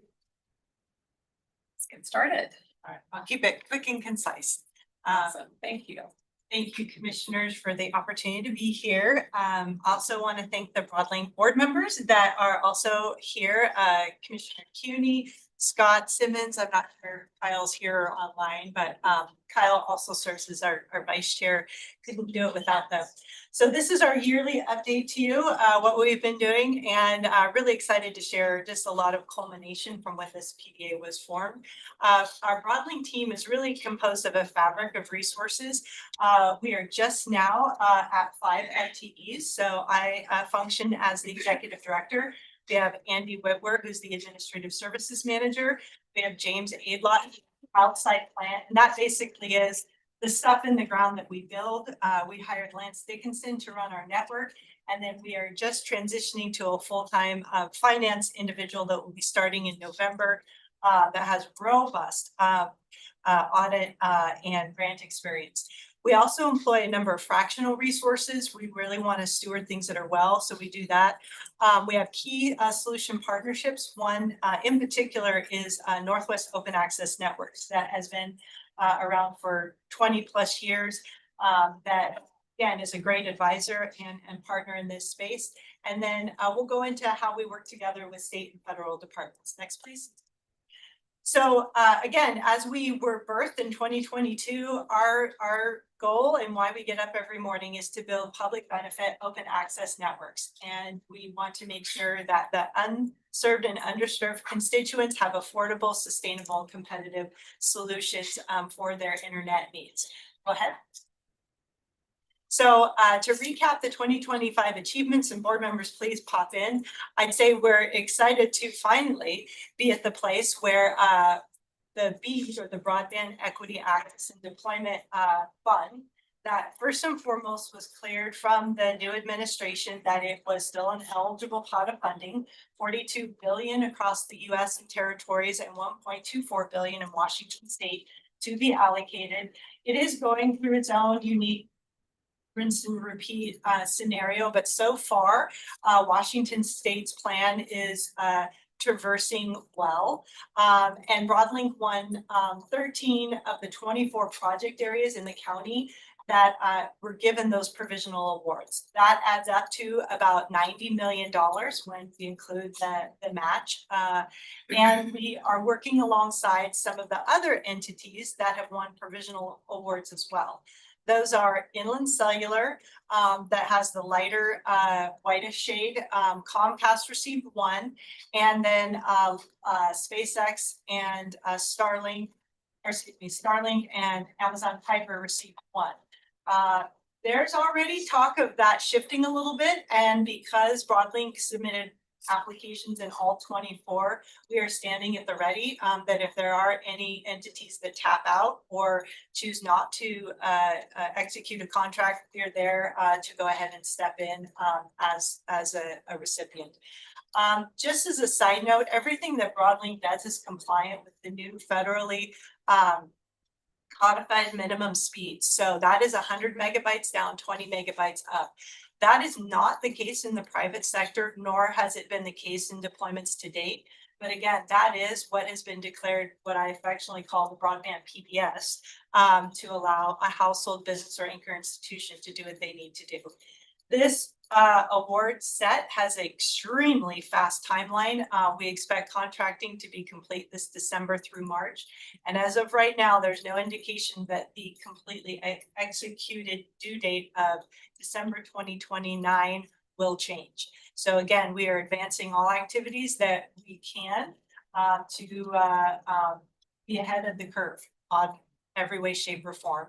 And for those of you in our inner core, we also have solutions queued up for those that may have the infrastructure, but we can enhance the access. So again, rural and urban. Next, please. Actually, just yesterday, we released our bid for construction for our USDA Community Connect Award. Again, that is another award that passed through the new administration filter of being compliant. That's about $5 million. And it is a fiber to the home build. What you can see are the lines, or what we call the middle mile, or the digital highways. The homes will could be up to about 400 in North Spokane County. So Commissioner Kearns, your neck of the woods. And it also includes a very innovative approach to their requirement of a community center. So USDA really wants to pair digital access alongside with the ability to connect. And that gives you the ability to use grant funds for the 2 years of the award. And traditionally that's done in a brick and mortar.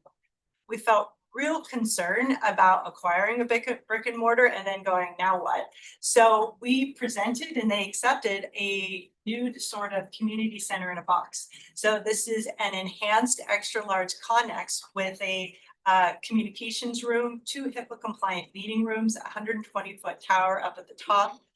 So that again, for the duration of the grant, it operates inside the project area. But after that, it's a public asset that can go anywhere. It can go somewhere that has issues that need medical interventions. It can be part of a emergency activation center. So it really becomes a deployment that can be stood up because of how it's built in a way that I feel can really be used far and wide for what we have in the days ahead. The interesting thing about this award is it's contained within one of the BEAD awards that I just mentioned. So it's really allowing us to leverage the funding to really bring some much needed tapestry of infrastructure up in that area of the county. Next, please. We are just launching 20 miles of fiber optic cable in South Spokane County. So this will be in Commissioner CUNY's district that she has been fighting for a long time. Our ribbon cutting is the 31st. All of you are welcome to attend.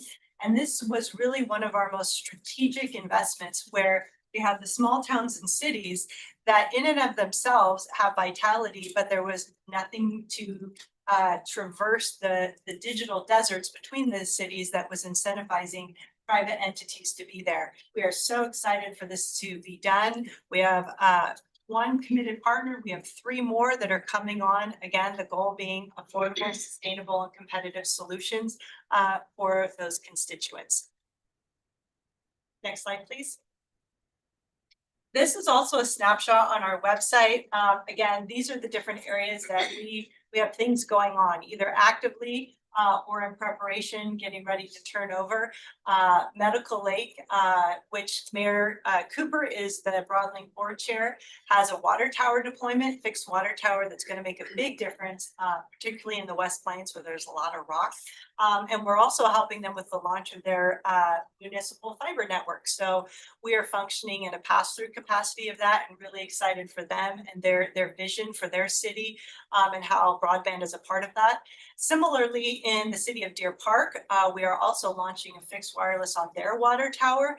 And again, that is encapsulated into part of our BEAD solutions. So again, that's why those are sustainable pieces of both bringing fiber and wireless to get people connections. Other efforts, we're continuing to maintain the Cyclera on Wheels in Elk to service the Oregon fire victims. There's still a lot of rebuild going on there. And so again, that will be folded down when the B project that we were awarded puts in the long-term infrastructure up there, but it is making a difference. We're continuing to work alongside our member cities and the unique needs that they need, as well as launching our revenue income. So again, grants are one thing, but the public-private partnerships with the ISPs brings new enterprise revenue, which once we get the machine up and running, it allocations back to those small towns and cities and the county as well. So we have a number of other pilots that we are working on, just vetting innovations. We visit lots and lots of town council meetings. And then also really grateful for Scott Chesney and his support in connectivity in the comp plan revision. So we've been active in including those going forward for economic development as the county considers that with that particular commission. Next slide, please. The other active space, so we facilitate the broadband action team. So Washington State, to my knowledge, is the only state that all 39 counties and tribes, either on their own or in coordination with each other, has an advisory group. And so those are called the BAT teams. And ours is one of the most active, if not the most active, and we often have statewide participants on there, which really feed insights into some of our strategic initiatives. The USDA grant, for example, is a result of some of the conversation that had there. We were really delighted that FCC Commissioner Gomez came in September.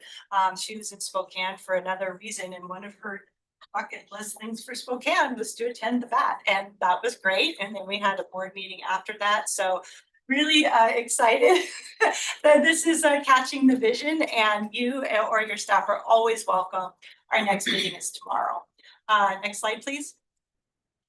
We are also extremely involved in what I like to consider the wet cement of public broadband policy. We don't have that option very often to have wet cement, but that's really what's going on. And that is state, local, public and private entities. Those are a few of the groups that we are privileged to be a part of.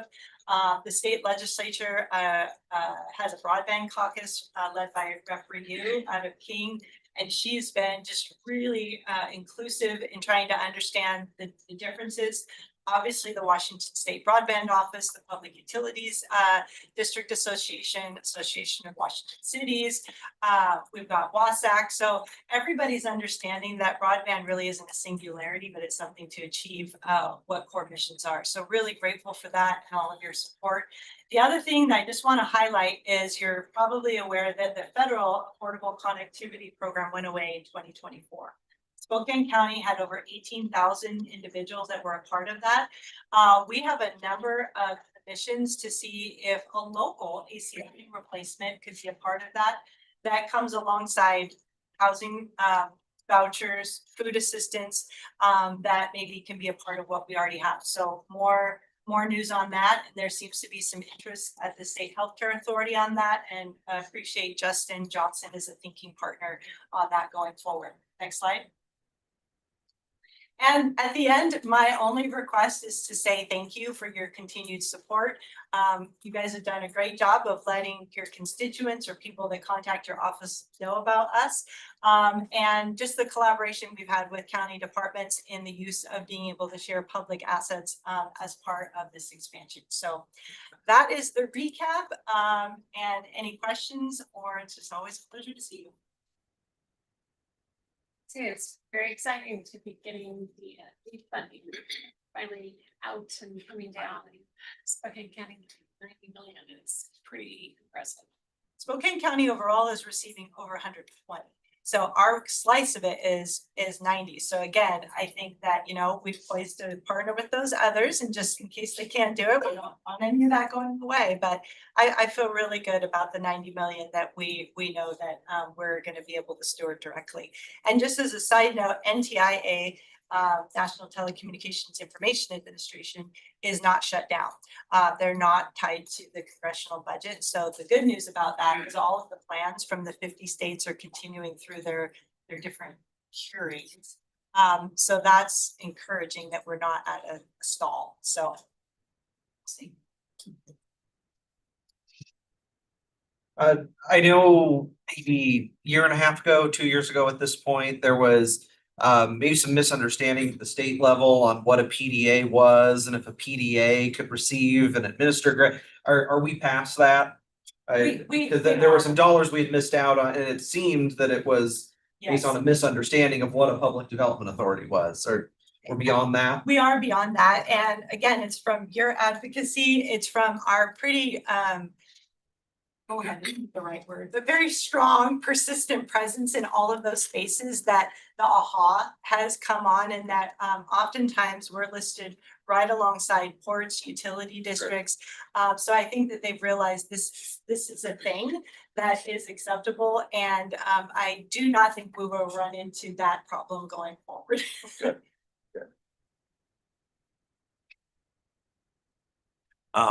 It's been a pleasure being able to be part of the birth and growth of Broadlink and Arian's resilience and persistence in helping to get monies here that were intended to be in our community for broadband in rural areas. I recall I think she had gotten a phone call maybe a couple years ago from someone who was up in that Community Connect area who works remotely for a company outside of Seattle and was needing high bandwidth needs for their work. And this just reaffirms that we have the ability to support people to live where they want to live and good paying jobs in our community that we want to have here. And this enables that stuff to happen. So it's cool. The Community Connect is just one example of the additional broadband expansion that will be coming to Spokane County. So it's very, very fun to be part of it. Thank you. So has the real estate industry reached out to you or you to them to make them aware of the opportunities as we expand additional infrastructure into different areas, especially in the rural areas of the county that, like Scott said, they want to live where they want to live and be able to work where they live. It just seems that having real estate industry aware of what we're doing might be another sales tool that they can use to promote housing in various areas. Great point, Commissioner. So not the industry proper, but I have met with Tom Konis, the assessor, and the assessor system now has a broadband line on the utilities tile. So as people go and look at potential properties, they'll see if that particular property has broadband capability added. We found out from a conference of folks that have been tracking this a little bit longer, just property values alone with that information increased by 10%. So I think that's a great idea. I'll reach out and just share that this is something that they might want to add in their packets. That's a great idea. Erin, you've done a great job. Just keep up the great work. It's great to see all these ideas that were generated several years ago come to fruition. So It's pretty exciting, and it's fun to come back and share that with you because it's definitely because of your confidences in us as a PDA. So thank you. Thank you. Thank you.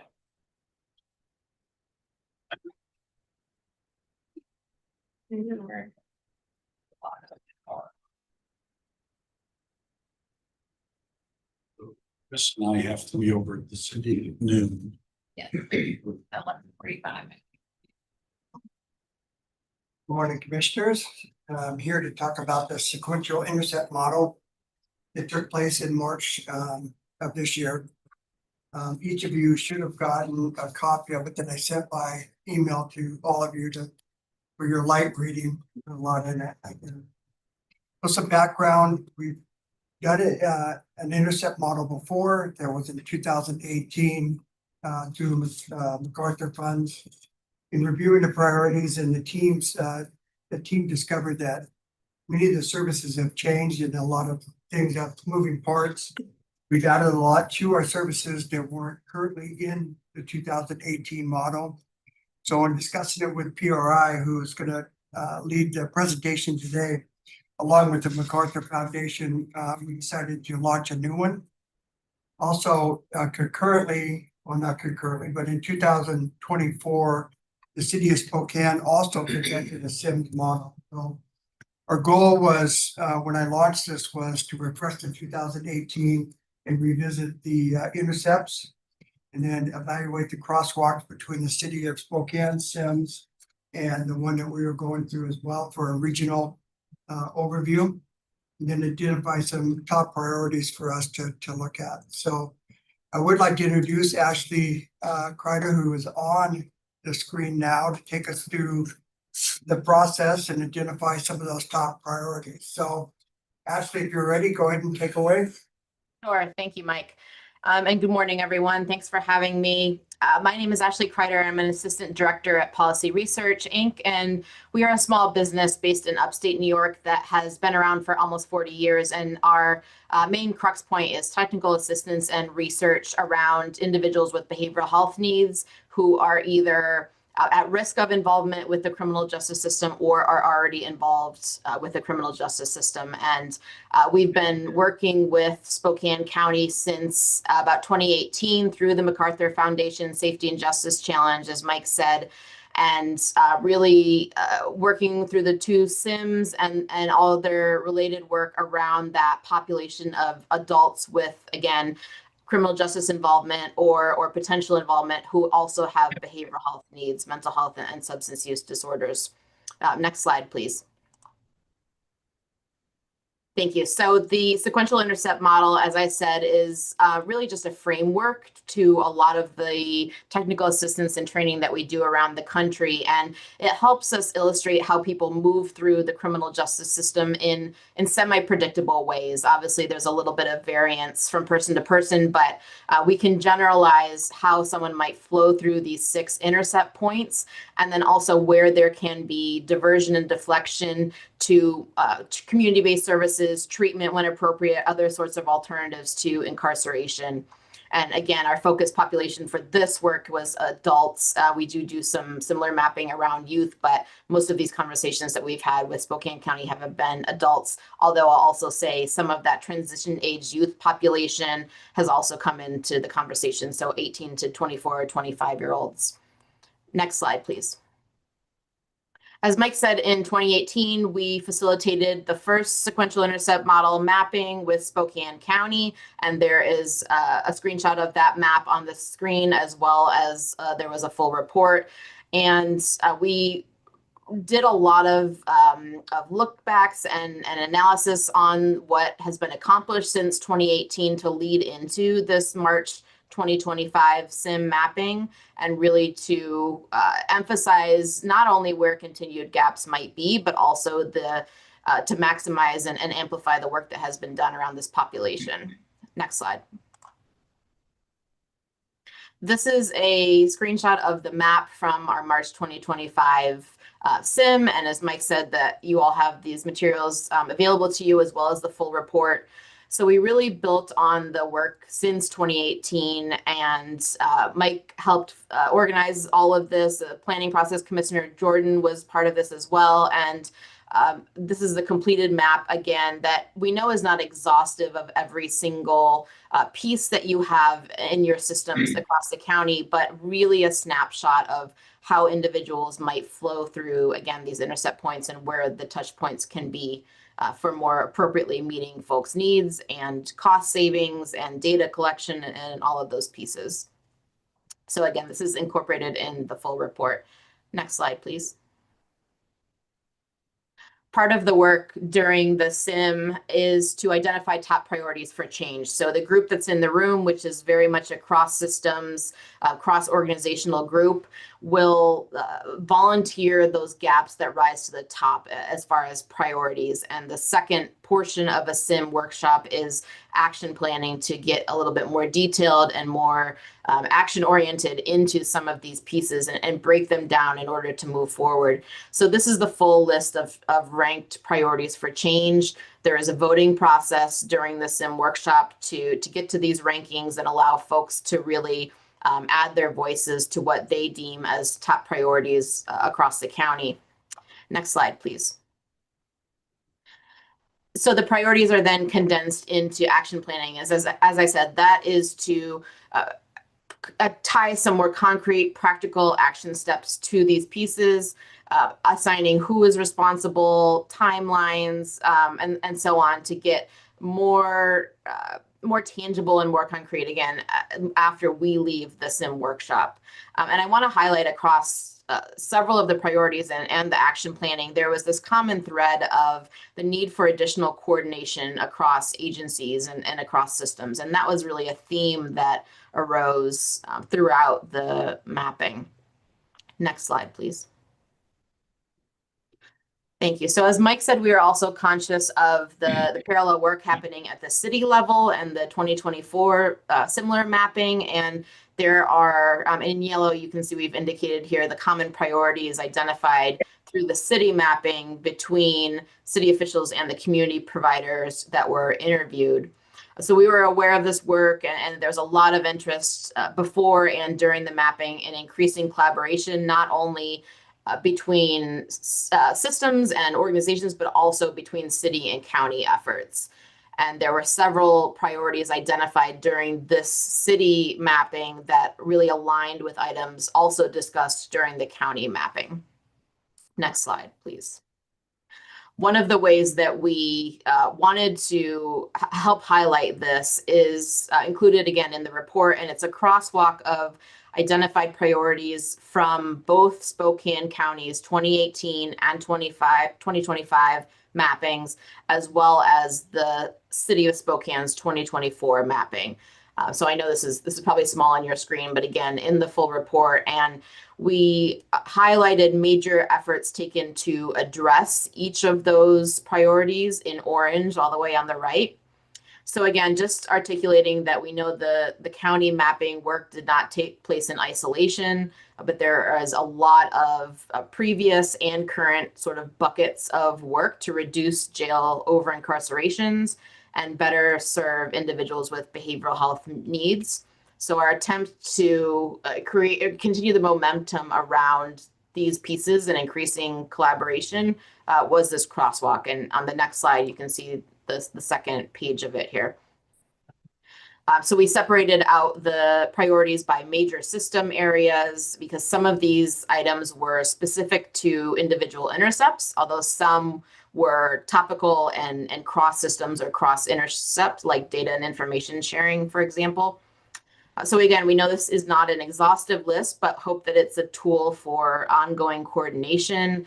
And our goal with the map and the report are for them to be very much living, working documents and again, concrete, actionable to help you all move forward with your continued work around this population. Next slide, please. So one of the conversations that we had really ahead of the mapping, during mapping with Mike and his team following, and then also during a presentation we gave previously to the SRLJC group is where this work lives and really identifying who's taking ownership and what we see as really the #1 indicator of a successful SIM workshop and continuing that momentum is answering that question around ownership and where the work lives. So ideally, that's a cross systems group or task force with both criminal justice and behavioral health representation. And this was one of the conversations that we had at the SRLJC meeting, including a motion and items discussed about integrating, behavioral health representation into that group. And Mike can share more about that if he'd like to. But we are on behalf of PRI, we are very excited to see the momentum that has continued through the SJC, through the MacArthur Foundation work and outside of that. And we are part of that initiative with Spokane into next year. So again, available for consultation and technical assistance and whatever is helpful to help you move these priorities forward. So I'll pause there. Any questions or Mike, if you wanted to add anything.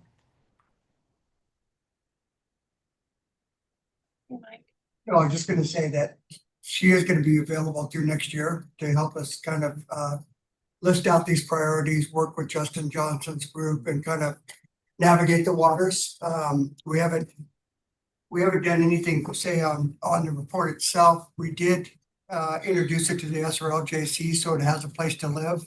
to make sure that we're, working on the actionable items and that we can identify work groups, through the SRLJC and through the work of Justin's group as well. So I wanted to introduce the report to make sure that you all had seen it and that, notice the work that's, there's a lot of work that's been accomplished around what we're doing.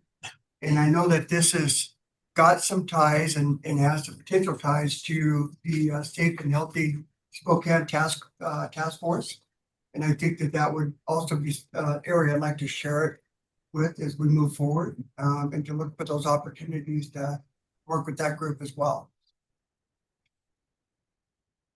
Yeah, I think that makes a lot of sense to be sharing it with that with the task force.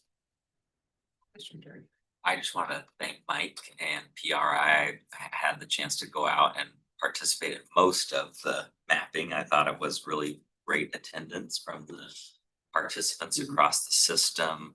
I thought they ran a really good meeting and it just was very eye-opening and identified some good priorities that we can all work on. I think it'd be great if I know the task force members that I've spoken with are really eager to review this because that group doesn't want to reinvent the wheel as they try to help us build momentum around some of these things.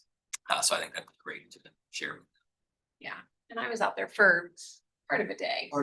So it was, I think really good just to get the input from everybody and Ashley, your group did a great job facilitating and helping with all of that. So appreciate all the work you've done. And yeah, look forward to just continuing that momentum. Anyone else? Okay. Thank you so much. Thank Thank you. you, Ashley. Thank you, Ashley. Thank you. So appointments for selection to the Spokane Regional Health District Board of Health. So this is a follow-up on how we might streamline the process when a tribal member is appointed and then a local elected is appointed. And so Jim and I and Michelle, I think we got together on this like a month and a half ago. But this just would be an update to the resolution that we have. Essentially, that would give like a 30-day time frame by which when a tribal member, when a tribal organization, eligible organization gives written confirmation of the member they wish to appoint, then it would have like a 30-day time frame for us to then appoint the elected officials. Then we can put it on our normal calendar of public meetings. 30 days. I'll let Jim walk through it, but I believe that would be the way. And then we're still waiting on Department of Health to update the actual WAC that would give us maybe better direction, because the RCW is unclear as to how to make all this work in a timely manner. But there was a webinar yesterday that WASAC was offering, and we weren't able to get into it and watch it, but I have an email out to get the recording. They actually had Department of Health on a webinar talking about the new RCW and talking about getting input on how to actually write up the formal administrative code.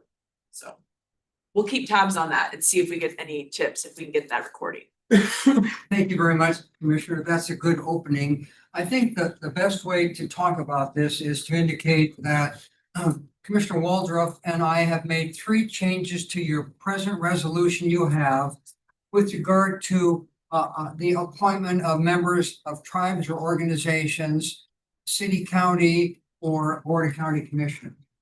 The first thing is, in the resolution which we have board members, I originally indicated that the appointment by our tribal organization would be effective when the tribal organization notified the American Indian Health Commission. That's not the way it goes.